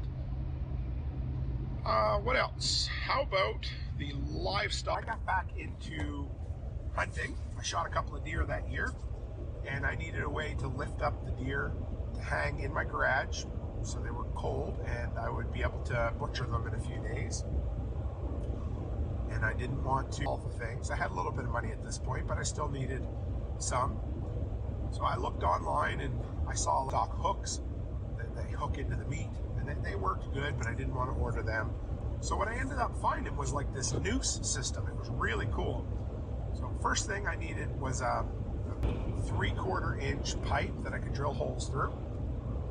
And then I needed some aircraft case that looks like rope that's made out of steel. It's kind of like braided steel cable. I drilled some holes about 2 inches apart, and then I put a loop down through the top of the pipe, down through the bottom, and then back up through the bottom and out through the top. And then I put a aircraft clamp on there. So basically up, and the weight of the carcass pulls it tight. So it actually, there's no way it can come out. And then I just used a boat winch, like one of those hand crank boat winches you'd see, to pull onto a little 3-wheel cart or something. Bought that for $20 or $30. And then I mounted it to the roof of my garage. And that was it. It was so slick, so easy. But I share these stories because, hey, maybe there's something you're looking at building and you'd like to build it yourself too. And my final, most recent one is a wicking bed. Now I've got some footage of this, and I'm going to turn this into a video at some point. But a wicking bed, if you've never used one, is a glorious frigging invention. Incredible. Just, I loved it. Now, I failed miserably on the first one, and I've shared this story with some people before, but we wanted raised wicking beds. So if you don't know what a wicking bed is, basically an enclosed garden bed that holds water in the bottom, and through some sort of scientific action, the moisture wicks up through the soil to the roots of the plants. Now, what's great about that is you're not dumping the water on top of the soil and losing most of it to evaporation. It took I want to tell you, almost all of the work out of gardening. I loved it. So how does it work? Well, first off, you guys have heard me share the story about how I failed miserably on it before, and if you want to hear that again, let me know. But I built one this year. We're going to build two more. So it's a 4x8 container. I built out of pressure-treated lumber, and before you get your panties in a knot, the water and the plants never touch the pressure-treated, so there's no concern there. 4x8, 3 feet high, and then I bought a pond liner on Amazon, and you put the entire thing in and get it kind of tucked in nice, nail the pond liner into place. So now you have a 4x8, 3 foot high, basically what would contain water if you wanted it to. Now, the first thing you put in the bottom is 4 foot flexible, what we used to call Big O sewer pipe. So it's basically that corrugated accordion style pipe with a whole bunch of slits in it. And I ran it all the way around the bottom and then up to the top and then nailed it off at the top. So you've got, a whole loop of that pipe in the bottom of this 3 foot deep container. Then along the side, you have it running up the side so that you have an opening you can dump water into. Okay? So from there, you fill in the bottom third or so with sand or gravel, something very porous. I used kind of a mixture. It was like it was closer to sand than anything. So you fill it up about halfway. Then you put weed cloth. Everybody knows what weed cloth is, or old carpet or whatever. Basically just something to keep the gravel and sand from mixing with the soil you're going to put on top. Okay? So now you've got a halfway full of gravel or sand. You got some sort of semi-permeable barrier in there. And then you fill the top half with soil. Now at some point, you want to put a drain plug on the side of the port, because if not, if it rains too hard and it fills up, you're going to have flood and it's going to kill your plants. So you want, basically at the height of the soil, you want a drain that will allow the water to flow out. Now I bought oh boy, I can't think of what they call those right now, but you drill a hole and you screw them together and you put them in an IBC tote or whatever. I want to call them a bung hole, but that's not quite what they are. But anyway, they screw together. Somebody's screaming right now and you can tell me. But this is basically like a waterproof seal that you can put. It allows you to give a threaded connection. So I put one of those in there. Then you plant like normal. And if you use mulch. So I had a bunch of pine shavings that I used and it worked great. Here's what you do. Mulch the top. Then you take your hose down in that pipe just at the top and you fill it. And it's going to take about 20, maybe 30 minutes to fill it. It's going to be hard to believe how much water that pipe will take. So you're going to get it as full as right to capacity. Then you might need to give it a water from the top once or twice. It takes a day or two for that wicking action to really take place and start wicking up through. But by the time, a couple of days is in, I want to say last summer, I may have only filled that 2 or 3 times, and we had a fairly hot summer. But you've got two things. You've got all that water in the bottom, and then you've got mulch on the top that insulates it so that the water doesn't, and you get some of the best lush, green, incredibly grown veggies and plants and foliage that you're ever going to see. I love it. Now, it's a bit of an investment up front, but we're building 2 more next summer, because they are the best thing, in my opinion, at home on a small scale. Now, I would never want to do that for something that was, because it would become prohibitively expensive. But those wicking beds are huge over in Australia all the time, and evaporation and that kind of stuff. So if you guys would like me to do a follow-up on wicking beds at some point, I'll do a whole show on it. I love them. They're great. And of course, I used, what did I get? We got blueberry plants, and we got some rhubarb from my buddy Carson in Edmonton, and we got some comfrey from everybody knows Chris Ditch up for me. So it's kind of like a community sourced wicking bed, and it was great. So if you've never seen them, you guys got to check out wicking beds, because they are the cat's ass when it comes. Let's see, one, didn't know how far I would get into this, but this is a little bit different, but it was lead reclamation or reclamation or whatever you want to call it. Have you ever looked at like shit hit the fan kind of reloading or making kind of homemade bullets or shotgun shot, that kind of stuff? I got into that for a while, and at the time I would just go to the local garage and I would buy 2.5 gallon buckets full of wheel weights for, I think it was like $20, so it wasn't super expensive. It's getting harder to find real lead in those. Most of them are zinc now, but for years the lead was great. Now, you want to wear yourself some sort of N95 filter mask or something when you do this. I didn't, stupid me. I made sure I had the wind blowing the right way and I stood downwind so it wasn't blowing in my face. But basically what I did was I took a stock pot, I put it on my barbecue at first, and then on one of those outdoor turkey frying things. So put the stock pot on there, I would heat it up, and I would put as many wheel weights as I thought could reasonably go in there, and you would just let them heat up. Two things, wear eye protection. Don't put water in there. If you want to hurt yourself or kill yourself, dump a bunch of water in molten lead and see what happens. But basically let it heat up, and lead of course will melt with an open flame, but all the other stuff like steel and that kind of stuff won't melt. And so you just keep scooping it off. And I had like a slotted spoon, this big kind of 4-inch round hold spoon that I used, and I would just scoop all the shit out of there until all I had left was clean or fairly clean lead. And then I went to a Salvation Army store and bought some muffin tins, and I would dump them into there, and I still have all those lead ingots to this day. I've probably got 200 or 300 pounds of lead that I've never done anything with. So this is kind of confession time where I start a lot of projects and don't finish a lot of them. But it was a pretty cool process. You didn't need anything fancy or special for it. I started building a shot dripper, which is basically something that would make homemade shotgun shot. Didn't work. If I did it again, I would probably just make slugs. But it was fun. It was really cool. It was simple, but it's getting harder and harder to find lead nowadays. So I hope you guys liked that. This was a bit of a off the cuff. I just had the list to go by. These were the projects I was going to talk about at Jack's this weekend. It sucks I'm not there, but you know what? I feel good about it. I'm glad I didn't go, because these new customers are, guys, let's just say it's going to put a lot of money in my pocket, and I'm really excited about that. So I hope everybody out there is having a great week. I think these pre-recorded shows will be on Fridays from now on. This should land tomorrow, as long as I get it edited properly tonight.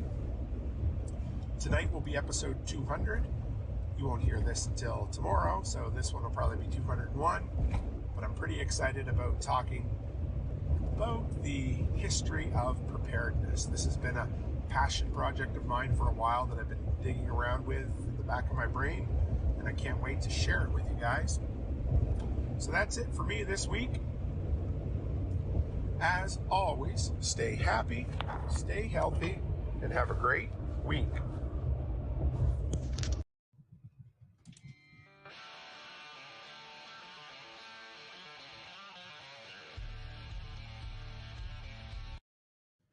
Coming at you from the frozen tundra that is East Central Alberta, Canada, streaming live on YouTube, Facebook, Float, Odyssey, Telegram, Twitch, TikTok, and the Prepper Broadcast Network. Welcome back to the workshop, where we create community, find freedom, promote preparedness, and share success. I am Toolman Tim, and today is November 10th, 2022, and this is episode, are you ready for it? big old 200, episode 200 of the Workshop Podcast. Good to have you here, folks. It has been a great week. I haven't been live in 7 days. I wanted to see how long it would take you guys to figure out that I have a cold, but Chris Dixon figured it out pretty quick. Sinus infection always gets something at the very beginning of snow clearing season, but I got some straight Knob Creek right here. Going to help me make it through. Wasn't going to miss this episode for the life of me. Otherwise, I would have had to put Chris Dixon in charge tonight. Good to have you. We are over on TikTok right now. We got 7 people in there. We're live on Prepper Broadcast Network, so let's get the announcements out of the way. All right, number 1, PBN, Prepper Broadcast Network, has a deal on yearly membership right now. $10 off. Use code PREPON and sign up at prepperbroadcastingnetwork.com. Go over to the PBN website. I'll have the link in the description below. Use code PREPON, save $10. Number 2, just before I went live tonight, Audible sent me a great link. If you are a Canadian existing subscriber, sorry guys, this is only for the Canucks right now, you can get a yearly plan for half price, $89 for 12 credits. Half price for audiobooks. If you guys are like me, I live and breathe audiobooks lately. So check that out. Chris Dixon said he paired that with the 3 for a discount. He ended up getting 15 credits for half price. Can't go wrong with that. Who doesn't love cheap audiobooks, or less expensive, because $15 a pop is what it is. Number 3, we officially have our first sponsor. My buddy Joel Riles from Fortress Canine is our first paid sponsor here. If you haven't checked him out yet, you need to check out his Protection Dog podcast. Now you might say, wait a minute, I don't want to hear about dogs. Well, all I got to tell you is, yes, he trains dogs and it is awesome. But that is just one little bit of what Joel talks about. He will give you a verbal ass kicking. And if you come away from listening to his podcast and you're not motivated, then you probably don't have a heartbeat. So go by fortresscanine.com. Follow my brother, my buddy Joel. Go and follow him on TikTok, on Instagram, and you will get your daily dose of inspiration and motivation. And I really wish I was in Texas right now hanging out with him, because he was there today speaking at Jack's. D Tango says the force is with you always over on TikTok. Good to have you. Check out the new shirt, guys. I know it's a little bit late for Halloween, but I had my eye on that, and it was so great to have that sent to me from John and Amanda Willis from SOE Tactical. Check them out all the time. I got to plug them. They're always sending me these wonderful shirts. Today's tool, Grella packing tape. Oh my God. I've been packing up a bunch of shit to send out lately, and with Christmas right around the corner, if you guys are looking for good tape to package shit that Canada Post probably can't wreck, check out Grella packing tape, because I love it. Comes with 2 rolls and a really cool dispenser for $10.79. Link is in the description. Okay, guys, here we are. Hey, LG, good to have you. So this episode, this series, has been long gestating in my brain. We'll take you back to last April, or well, this April, whatever you want to call it, 8 months ago. I was getting ready to finish up my presentation, or finish up the prep for my presentation for Nicole's spring workshop. Had a lot on my mind, and for whatever reason, I sat down, laid down in bed, and I always kill time reading something, watching videos, whatever, sometimes TikTok bullshit, whatever. And so it just struck me. I said, you know what? I got to look up when the first time the term prepper was used, because we throw the word prepper around. We pretty much everybody in this community would recognize or self-identify. Oh, that's a scary term right there, guys. Would identify as the word prepper. And I thought, well, you've heard a ton of people say, pre-World War II, everybody was a prepper because that was just a lifestyle. We didn't use the word, whatever.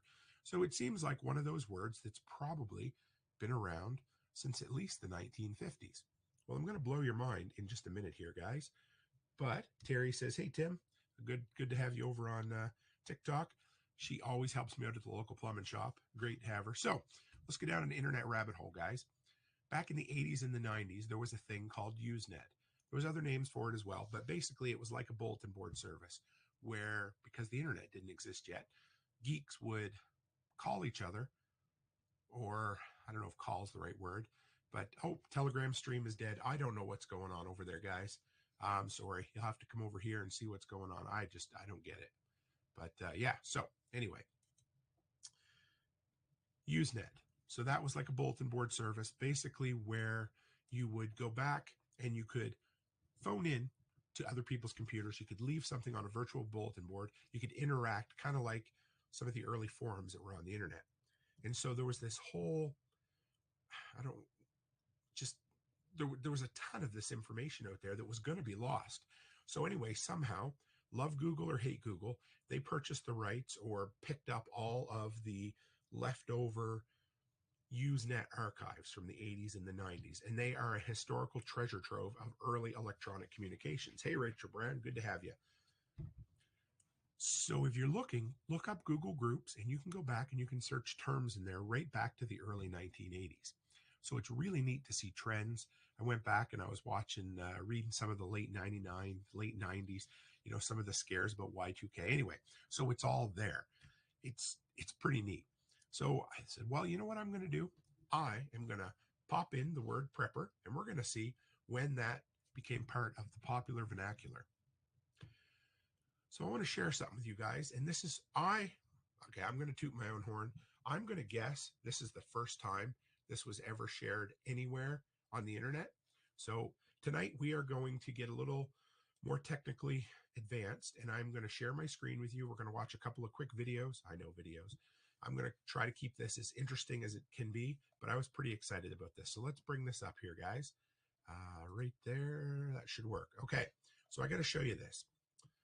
So if I asked you when the first time you ever heard the word prepper, when you thought it first came out, the earliest documented use online of the word prepper was May 22nd, 1999.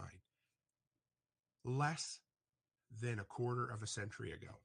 So it seems to me like even if we thought it was a long time ago, now there were other words and we're going to go through them in other episodes, but this one was really cool. So I don't know if we can, I don't want to scroll through the whole thing, but it's just a conversation. And of course, everybody, the whole idea of the preparedness movement, the word prepper spawned out of being prepared for Y2K. We all remember Y2K, and for some reason, I'm obsessed with Y2K. I don't have any of my patches here right now, but I just remember it. It was something I grew up. Hey, Letty Lou, good to have you. So right here, guys, this is the actual, and maybe I'm just a geek, but I really like it. This is the inception. This seems to be where somebody made up or came up with the term prepper. And I thought this was pretty cool. So they go on and they said, I find it fascinating that so many of the things won't be so bad, crowd. Thinking that those preparing for Y2K place sufficient stock in particular individuals, blah, blah, blah.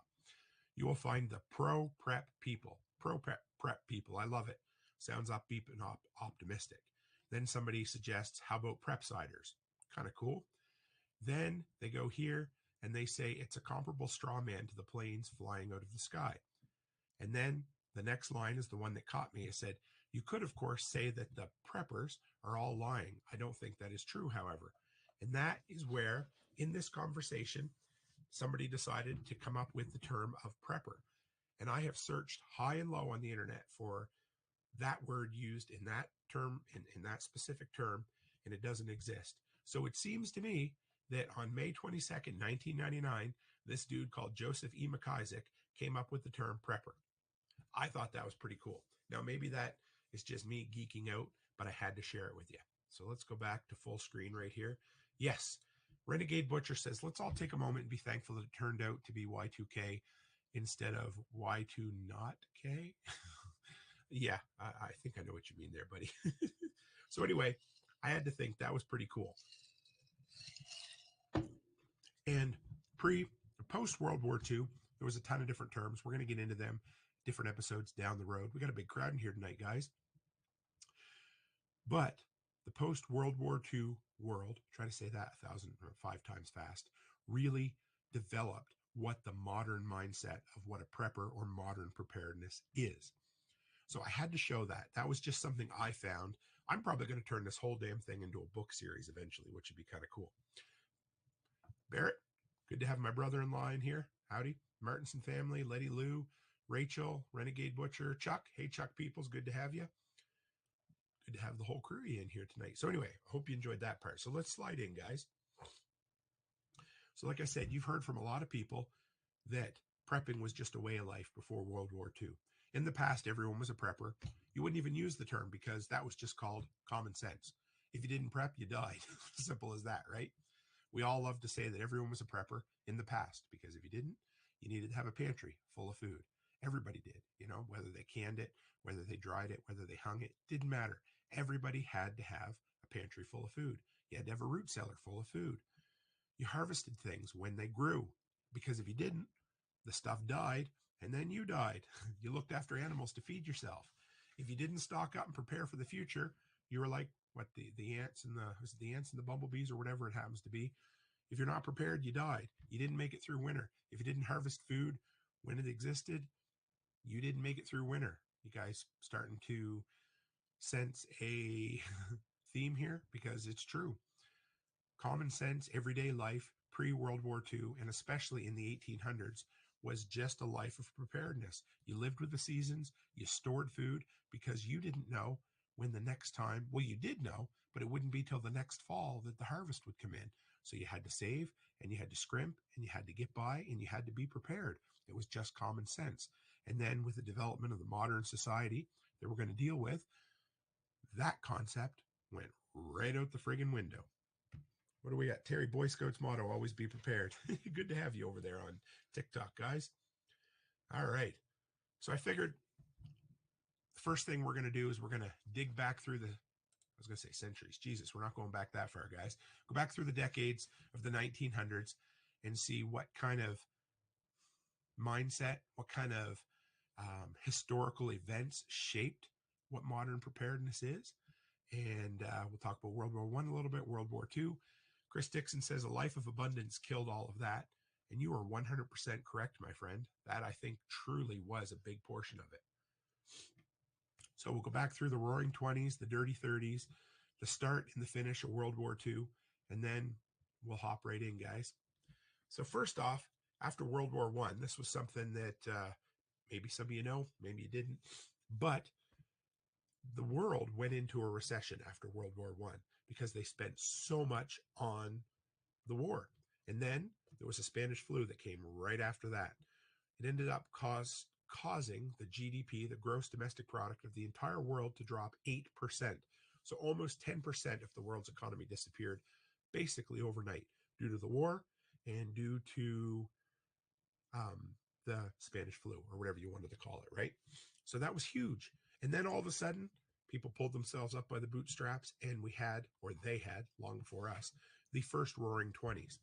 And everybody was so goddamn excited. They thought it's always going to be this way. There was technological advances. There was economic advances. They pulled themselves out. They figured we're never going to have another war like the Great War. Everything's going to be good. Well, you guys know it didn't last, did it? There was this newfound optimism that things were always going to be that way, right? Because how's the stock market go and life in general? When things are good, they're always going to be good. And when they're bad, they're always going to be fucking bad, right? So you had cars, you had radio, you had flight was just in its infancy. You had telephone, electricity, the beginning of the highway system. All of these things made it way, way easier for people to move from the country into urban centers. And what does urban not have? They don't have gardens. They don't have fields. They don't have livestock. You have to go to the grocery store to get your food. You're disconnected from the entire system, the entire way of life that always made people individually responsible for their own lives and preparedness. All of a sudden, people said, well, we've got electricity. Well, we have a highway system.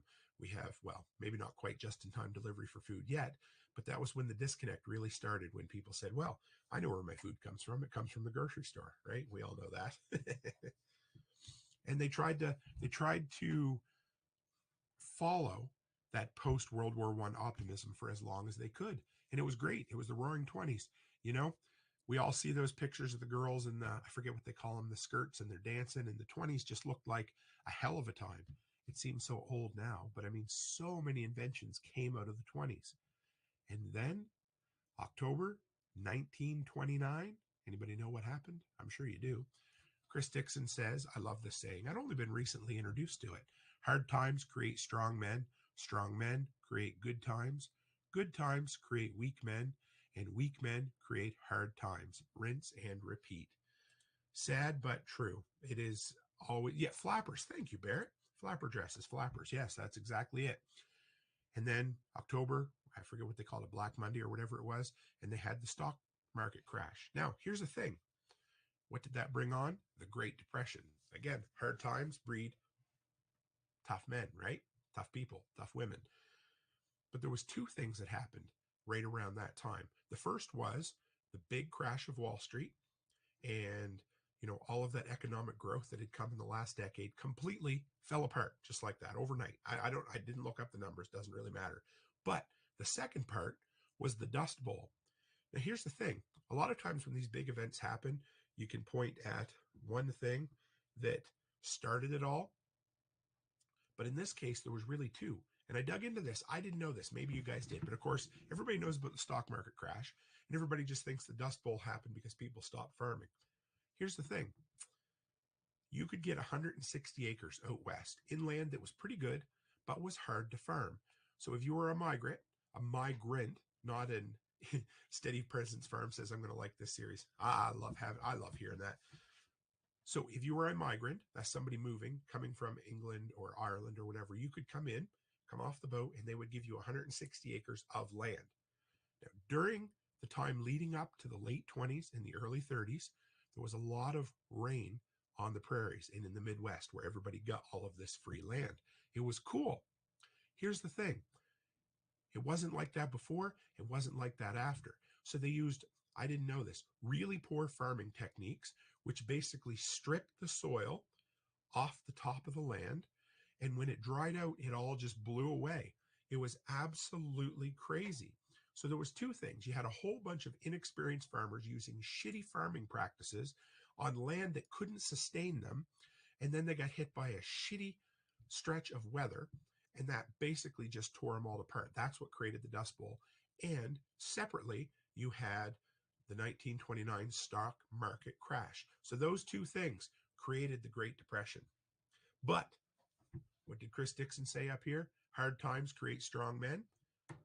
So I went through and I grabbed some really neat, cool tips or things. So there were some things that people did in the Great Depression to make money. And I thought this was cool. Simple things. They caught and sold fish and shellfish. Chris Dixon says, sounds like Southern Alberta. That's exactly the type of land that everybody was heading to. If you guys saw that movie with Tom Cruise and Nicole Kidman, my wife loves it. I can't think of it right now, where they're heading out west to stake some land. Great movie. That's the exact thing. They basically they had like this, not an auction, but they said, you guys just head out and you put your flag on the land and it's your land. And these were people that had no clue what they were doing, and they fucked up the land royally. Sorry, guys, I get real bent out of shape. But anyway, so they would catch fish, shellfish. A lot of this stuff reminds me of things that we still did on the East Coast, right? Far and Away. Thank you, Nina. Barrett also said Far and Away. Yes, great movie. They picked and sold berries. Some of them had multiple part-time jobs. They did yard work. Always work for a handyman, right? They made and sold quilts. Piecework sewing. Sewing was a great skill to have, even in the 20s, the late 20s and the 30s. And then they sold homegrown produce. And then here's something else. My grandfather did this a bit too, but people traveled to where the work was. So the whole family would up and uproot, and they would go in the woods, and they'd live at logging camps for years to get work done. They went where the work was because they had to. The women learned how to fix their own clothes. During heat waves, they would sleep outdoors. I know that blows our mind today, right? But people lived out of their vehicles. So car camping was a thing even back then. Just crazy, right? People paid bills with milk, eggs, and produce. Doesn't that sound like the modern day homesteaders? How we love to barter and trade and work on things like that. They would cut up old rubber tires and use them for the soles of their shoes. Had to get by for something. Multiple generations lived in a single home. Hunting and fishing fed their families. They made simple from scratch meals. All of this stuff is the preparedness mindset that was ingrained in people during the Great Depression. The seasons determined what you ate. When things were in season, you ate it. If they weren't, You didn't. There was no such thing as fresh strawberries in January or romaine lettuce anytime. Jack of all trades could always find work. Now, here's the thing. I didn't know this either. As I was reading, leading into the early 30s, late 30s, all of that economic instability, check this out. It led, or it helped give rise to the German and Japanese dictatorships.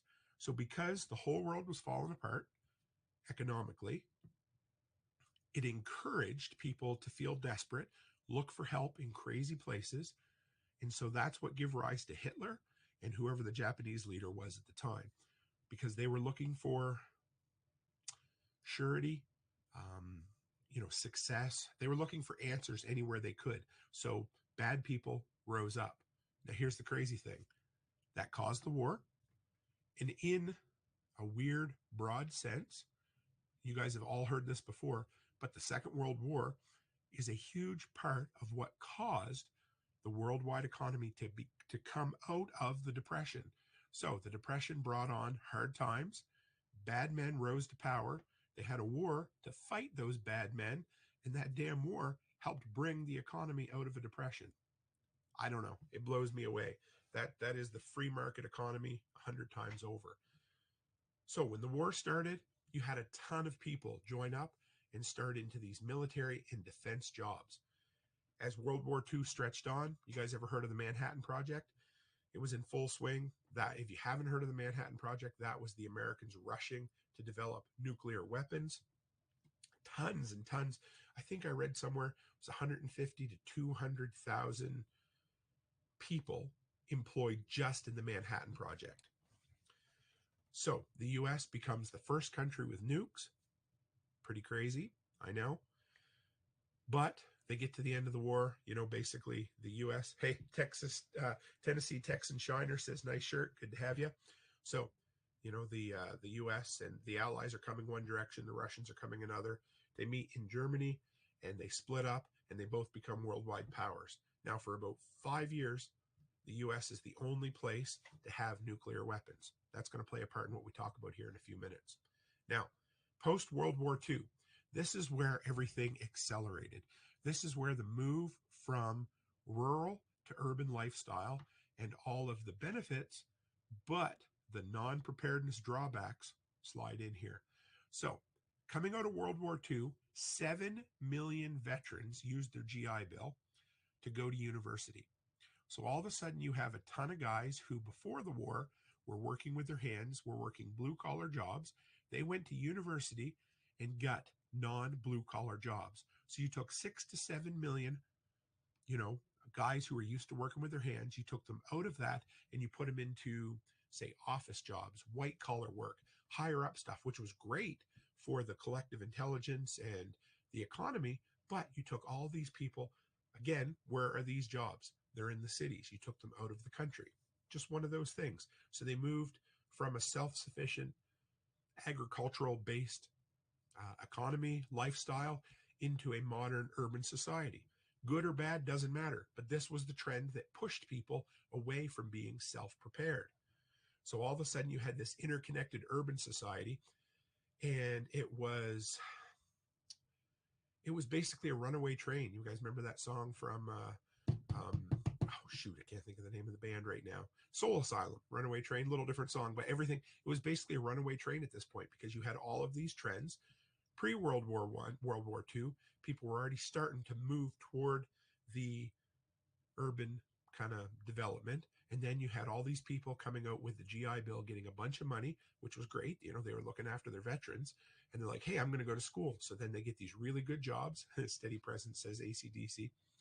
And then, so it just accelerated the move from the country to urban centers. It was what it was.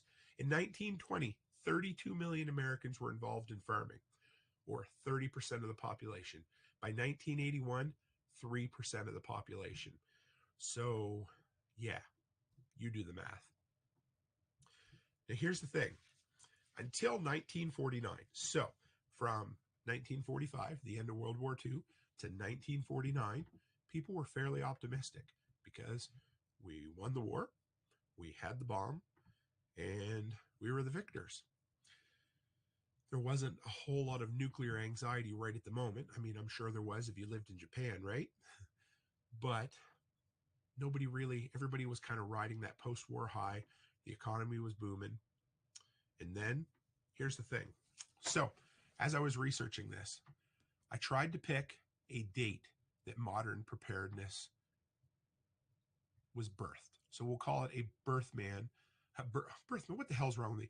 A birth date of prepping. Okay? I couldn't do it.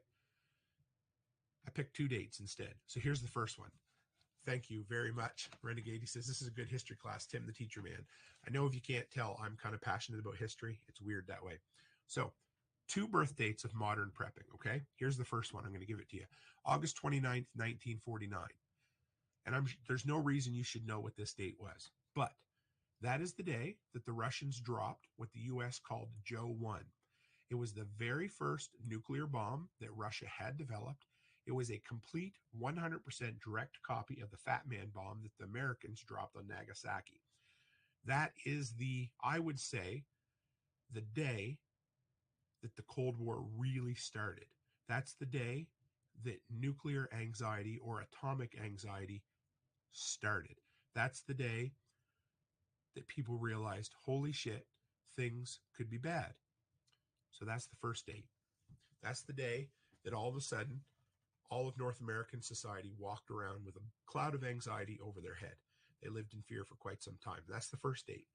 Date number 2, January 12th, 1951. That was the day that the Federal Civil Defense Administration was established as an independent agency. So that was, of course, it always takes a couple of years for government to catch up to you, right? So August 29th, 49 was when the Russians tested their first bomb. That's when they became a nuclear superpower. And so about a year and a half later, the American government launched the Civil Defense Agency. And that is what promoted bottom-up preparedness in North America. It was 2 things. It was a response to the Russians having the bomb, but it was also a need for modern society. Because here's the thing. If we still lived in spread out rural communities, needing to have civil defense wouldn't have been nearly as important because you didn't have all of these people completely centered into these really tight urban areas. So civil defense was launched. So those to me are the 2 birth dates of modern prepping. Hey, Tim Galwick, never seen you in here before. Always the government. He said, yep. Steady Present says that's my anniversary. So those to me are the 2 birth dates. Now, for some reason, I've always kind of geeked out a little bit on civil defense. And if you guys don't know what civil defense is, it was the government organization that basically sought out to prepare American society for the eventualities of a nuclear attack and other weather-related emergencies, that kind of thing. When Nat was on the other night, the preparedness guy, he works in that kind of thing. And so he's a big geek into civil defense as well. And I just think the retro CD civil defense logo is so cool.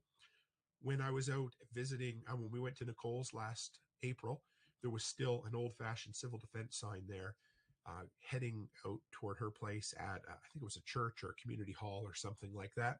So I've always been intrigued by it. Of course, it was before my time. It was before my dad's time even. Well, some of it. He grew up through it. But to me, civil defense, when it launched, you can look at... Nina says, do you know this much about Canadian history? This is awesome. So Canadian history is kind of boring. I just look at American history and I say, really, however America goes, Canada goes as well. So it's just as easy to talk about American history. So we had the civil defense movement. This is what launched. This is what, to me, you can look at everything civil defense did, and you can take every one of those principles and you can turn them into a modern preparedness principle. I think it's really cool. We're going to actually watch a couple of old videos on it tonight. Anyway, whatever, right? So it was founded for Americans to, or, well, you know, there was a Canadian one. Britain founded a civil defense league as well. And I think Britain actually founded it before the U.S., probably because of the constant bombing that they had to go through. But civil defense itself was a government organization. You know how I feel about government, but I honestly would say, and of course, government always finds ways to screw everything up. And they discovered that by buying metric tons of hard packed crackers and just storing them in an underground bunker is not prudent. And so some of the ways they do things nowadays are a little bit better, right? Either way, civil defense, I kind of dug it. So the first thing civil defense did was education. And they had a ton of films. Uh, when I was at prepper camp, Dave Jones, the nuclear biological chemical guy there, he was talking about so there was all these, I don't want to call them propaganda films, but they were instructional, educational films that civil defense put out. You guys ever heard of Duck and Cover? I think that was maybe they spoofed that in South Park, I believe. Anyway, so Dave Jones was like, yeah, they used to use big name American actors. He said, I even remember seeing one on TV that had Gene Hackman in it.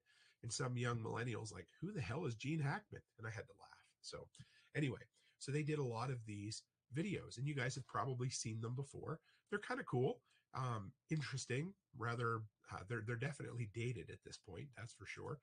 But so the very first one that they put together was for kids because they wanted to introduce them to the idea of there being, how do you want to put it? I guess they knew the whole idea of a nuclear war existed, so they wanted to desensitize the poor kids to it. So let's go back right to there, guys. So first off, this one was called Duck and Cover. I'm going to see if I can bring it up for you. Hang on. Bring it up. We'll bring me down here. So you should be able to hear this on the recording if you're doing, if you're audio only as well. But this is a little, I don't even know the guy's name, but he was a little animated turtle. This was one of the very first videos. We're going to watch 30 seconds of it. Bert the Turtle. All right. I really can't blame you. You see, Bert is a very, very careful fellow. This is the way he keeps from being hurt. Sometimes it even saves his life. You and I don't have shells to crawl into like Bert the Turtle, so we have to cover up in our own way. First, you duck, and then you cover. And very tightly, you cover the back of your neck, your face. Duck and cover underneath a table or desk or anything else close by. In Betty's school, Isn't that crazy, guys? So that's what they were teaching in schools, duck and cover. Now, I should be able to get away with playing these videos because they're old enough that they should be public domain. I hope I don't get a copyright strike. I should be good on this, but they're pretty interesting. So this was one they had for kids. And for every video they put out documentation as well. So I printed out some of these. I always wanted to have them anyway, but this one here, if you guys can see it, was called Fallout Protection. What to know and do about nuclear attacks. This was one they put out. And another one they put out was Survival Under Atomic Attack. So they put all this kind of stuff out. The government funded it because everybody was scared shitless of the idea of a nuclear attack. Rightfully so. But it was, like I said, this one was called Duck and Cover. And we all laugh and we're like, oh, what in the hell is Duck and Cover going to do if there's an atomic bomb? But they had to teach them something. And this was where they started. So then they put out some more adult kind of films, not those type of adult films, but you know, yeah. So LG says in elementary school, I remember we had to do duck and cover drills. And oh, Letty Lou, see, we never did these at all. Letty Lou says we did duck and cover for tornado drills in elementary school. Now, hey, Joseph Mills, I see him over on TikTok tonight. Good to have you, brother. And Martinson family says I watched that on Reels in junior high. Okay. I don't know if anybody else is old enough to remember this, but I certainly do. When the teacher would be like, hey, we're having a movie day, and they would bring in the old reel-to-reel projectors. Yeah, I love those. But yeah, so this is the type of stuff that they put out, and they're kind of cool. There's something about the nostalgia factor. I mean, a lot of it is new, not new, but there's a renewed interest in the whole nuclear thing because of Ukraine and Russia and all that. But this stuff was really cool. This was the mindset of the new urban society that was like, well, what do we do if a bomb gets dropped on a city? Where do we go? What do we do? So then they put together some other stuff. Another one was called Survival Under Atomic Attack. And it was a book that gave Americans information on how to prepare themselves for a nuclear attack. That's this one right here, guys. We'll bring this one up and we'll show you right here. See if we can play that. Let us face, without panic, the reality of our times. The fact that atom bombs may someday be dropped on our cities. And let us prepare for survival by understanding the weapon that threatens us.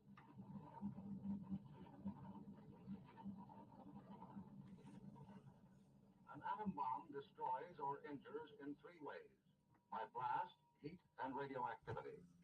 The blast of an atom bomb is its most important destructive agent. In Japan, whole buildings were flattened by its force. However, many buildings of sturdy construction, even though close to the explosion, remained standing. So there we are. That was another one. And like Chris Dixon says, we didn't learn any of this in Western Canada. We didn't watch this in school either. But a lot of this predates a lot of us too. But this was another piece of.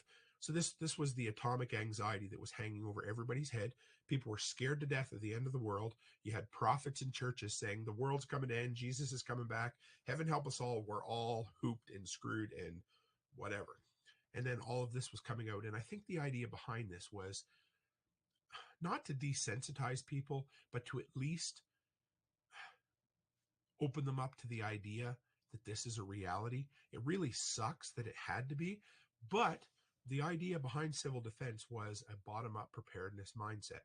So building shelters, stocking first aid, stocking food, all the stuff that us as preppers do, and the rest of the world thinks, whatever, we'll let the government come in and take care of us.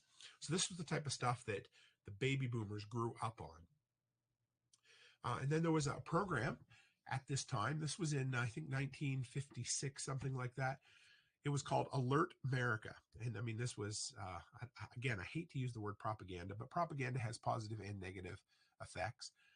But it was a convoy of tractor trailers that went around the country. They traveled 36,000 miles, 82 major cities, attracted over 1 million people. And what they would do is they would show up, the sides would come down off the trucks, and they would have entire displays of how to survive nuclear attacks. They would have, gas masks, Geiger counters, individual designs for bomb shelters, all of that kind of stuff. So it was basically a traveling convoy that went around the United States, sharing with people the knowledge that they needed to hopefully survive a nuclear attack. So that was the first thing, education. And of course, that's always a big portion of it. Now, the next thing, I mean, as preppers, that's what we do. We learn, right? We either read, we watch, or we do. And when we do all of that, we're learning. Yeah, I know, right? Freaking crazy idea. But that's the big mindset of preppers, is always improving, always learning our skills. And yeah, Kentucky Sustainable Living says that convoy would have been really cool to see. I couldn't find any footage of it. I didn't look that hard, but it would be really neat to see. So the first thing, that's the prepper mindset. And this is where it came from, was civil defense, was teaching people the things that needed to be taught. LG called it a traveling survival circus. So then the next part was evacuation plans. Now, when I was down in Florida this year, you could see signs for hurricane evacuation routes. And they were developed back in the 50s from civil defense plans, because they put together evacuation routes. Now, they 100% knew that if a bomb was dropped directly on a major city, there wasn't nobody in that city evacuating. But the plan was, and all of this came from the mindset that a plane had to leave Russia, fly to North America, and drop a bomb. And if they did that, you knew hours ahead of time, so they could evacuate cities. So they put together evacuation routes. What do we call that? Bug out plans, bug out routes, all of that. So this whole mindset of getting out of Dodge if the shit literally and figuratively hits the fan was another thing that civil defense was absolutely pushing on the people at the time. Renegade says, loving the tour of the modern mindset, but I would argue that humans have been prepping since the beginning of agriculture, and perhaps beginning with making jerky before that. Absolutely. Here's the thing, and that's what I touched on early on. We've always said, pre-World War II, prepping, you didn't call it anything. It was just called life. It was called, if you don't harvest in the fall, you die in the winter. If you don't put food underground for the lean times, you don't make it through. Period. Simple as that. The I guess what I'm saying is the modern prepper mindset developed because of urbanization and because of the disconnect from living off the land. And that's why before that, there wasn't a need for it, because people knew, holy shit, if I don't go out there and cut that wheat down, once it snows, I'm hooped. I don't have bread all winter, and I'm not going to get to eat. And Steady Presence Farm says, back in the days where chicken tractors on meth weren't a thing. Also very, very true. Now, another big portion of civil defense was building fallout shelters. Now, we always called them bomb shelters. I did. Learned something new. They didn't talk about building a bomb shelter. They weren't telling people to build shelters that would survive a nuclear blast, because that wasn't a thing. They were concerned about radiation shelters, because if you were in that 5 to 10 mile radius of the bomb, you probably weren't going to survive anyway. But radiation was the silent killer later on.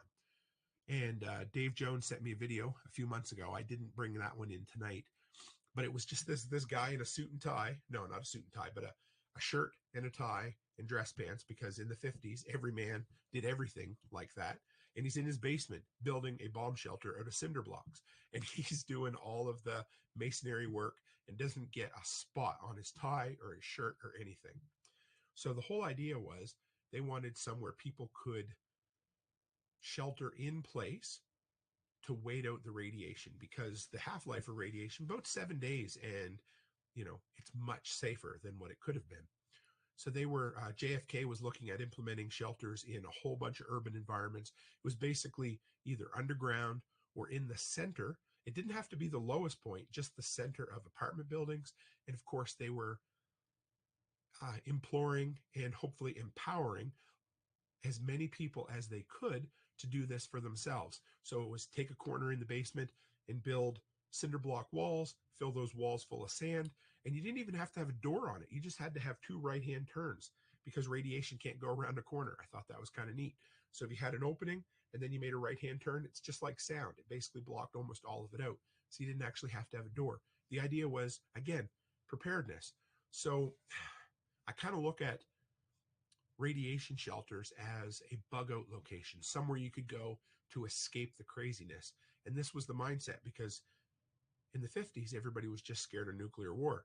Now it could be 100 different things you're prepping for, right? And then, we couldn't talk about this without talking about communications. And you guys, growing up, you probably all remember the emergency response system. And they'd always be, this is a test. And if the following wasn't a test, it would be followed by a message from some stuffed suit telling you where to go and how to get there. But before the emergency broadcasting system, they had what they called CONELRAD, CONELRAD.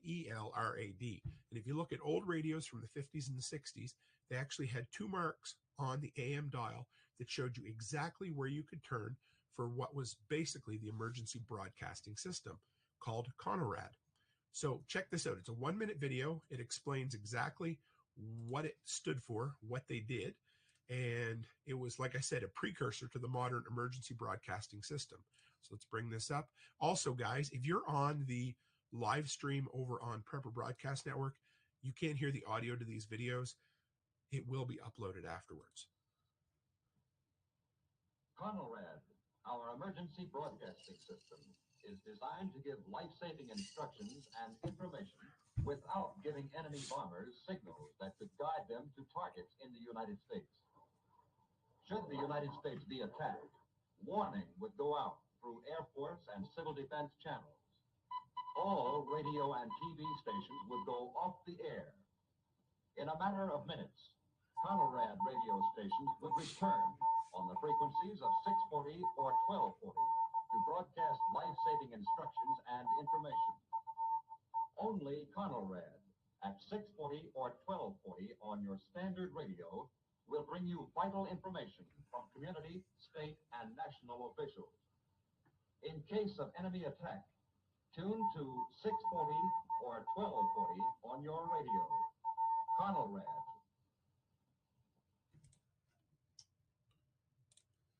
So there you go, guys.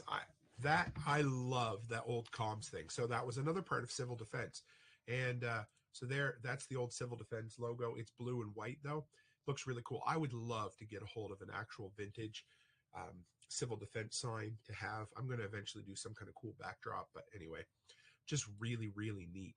So that was Conrad. That was the emergency broadcasting system before the emergency broadcasting system existed. Don't I love learning this old shit? It's so cool. So like I said, all the old radios had 640 and 1240 marked on them. And so this is how it happened. They basically shut everything else down. All radio and television stations would shut down, and they would use local transmissions to let people know what the hell is going on. And so then, of course, it eventually morphed into the emergency broadcasting system. So it was kind of cool.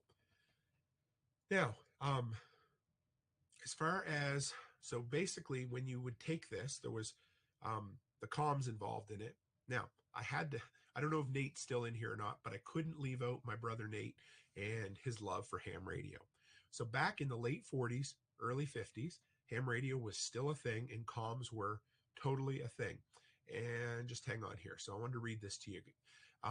So in the 1950s, of course, when there was a huge threat of nuclear attack, the guys, the hams or the ham radio guys were constantly listening to the radio. Hey, Nate. So this was kind of cool. Check this out. So in the 50s, they were listening to the sky constantly to see, hey, is anything coming?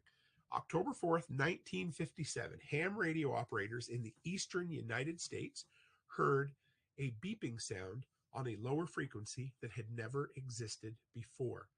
That is how the United States discovered that the Soviets had put the Sputnik satellite into orbit. Ham radio people monitoring the airwaves looking for possible attacks discovered a beeping in the sky in 1957, and that was the very first artificial satellite put into space. They didn't announce it. The United States didn't know, and there you go. How crazy is that? So, of course, comms, right? Whether it was ham radio or the Conrad, which was the precursor to emergency broadcasting, letty loose, as Wikipedia says, it was phased out in 1963. And now, of course, they have the ones that they send out through your cell phones and all of that. But I thought that was really, really neat. When it came to food and water, civil defense teachings were very, very basic. They basically said you need to have food to survive for 7 days. And when they said food, they basically just meant bare calories. So there was two things that they basically stocked in almost all shelters. One was big, heavy metal cans full of hard candy, just straight up calories. And the other were these bricks of hard pack crackers, like hardtack, basically what the British would eat. I think you would just soften them up with water or whatever. It was basically carbs and calories. And that's what they had. And it was basically just enough to keep you alive. You'd be friggin' miserable, but that was the type of thing.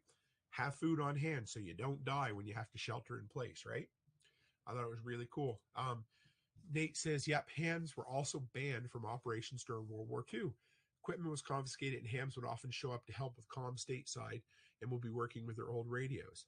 I did not know that. That's really cool. Maybe we'll have to do a whole episode on the history of ham radio as well. But yeah, so civil defense. This was an entire movement. It was, of course, a government organization. Love it or hate it. But they evacuation, communication, education, and food and water, shelter, all of that. And what does that sound like? The modern prepper, right? So,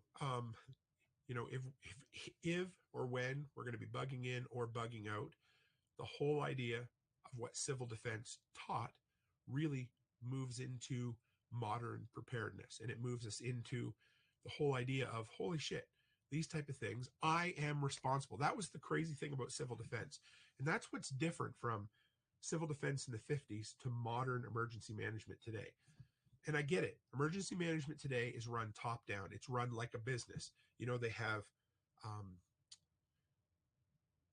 what do you want to call it? Like memorandums of understanding. That's the word I'm looking for, with big suppliers. So you have Walmart, you have Lowe's, you have Home Depot, all of those people that are going to supply. And you're going to come in and you're going to go to the urban centers and you're going to take care of people.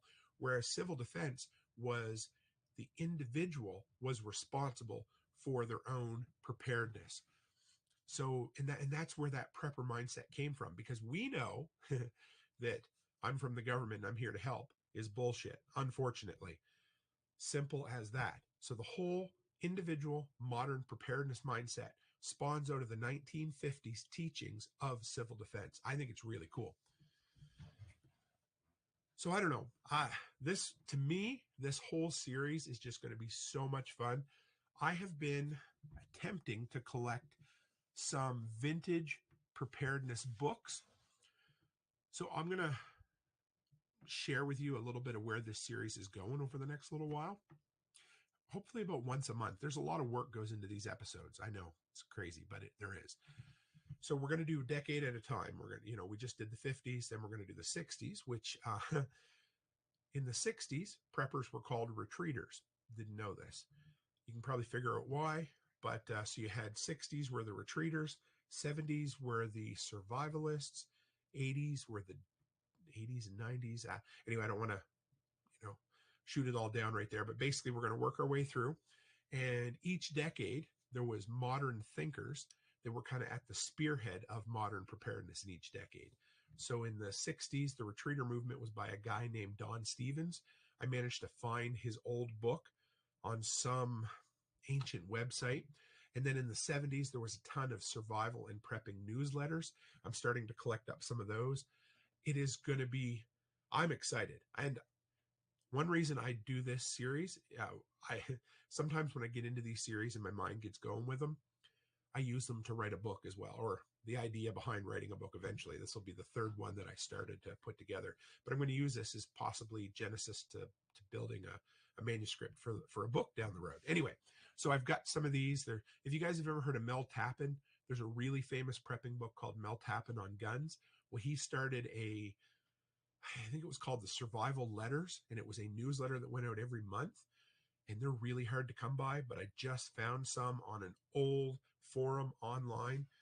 I had to sign up for the forum, and it took a while to get approved, but I just downloaded the zip files tonight. And then there's another, Letty Lou says, I'd pay good money for this knowledge, Tim. Well, thank you very much. It's just one of my passions for some weird reason. And then there's another set of newsletters. I can't remember the name of them right now, but I just found them at a bookstore in, of all places, St. Albert, Alberta. There's 4 of them. They're not cheap, but they're in vintage, brand new shape. So I'm going to pick those up, and we're going to work our way through the decades of modern preparedness. This is something I don't think anyone anywhere has ever put together at this concept or this level. There is a couple of small, just kind of brief books on the whole idea of the history of preparedness. But to me, we're going to go above and beyond. So who knows how many episodes it will take, but for sure we're going to do one on 50s, 60s, 70s, 80s, 90s, and then 2000s, 10s, whatever. Yeah. I'm excited. I hope you guys love going down this rabbit hole with me. And yeah. Oh, we made it through 53 and a half, almost 54 minutes, guys. And thanks to my beautiful Knob Creek whiskey, it managed to keep my voice together. So I apologize for my raspiness, but I'm impressed that it held up as well as it did. So we're going to have a pre-recorded episode going out tomorrow. That'll be an On the Roads Ramblings I recorded today while I was driving. So for the foreseeable future, there's going to be 4 episodes a week. As you can tell, I'm probably heading toward 5 eventually. We're going to do, for the time being, 3 live streams, as always, Thursday, Saturday, Sunday. And we're going to do a pre-recorded episode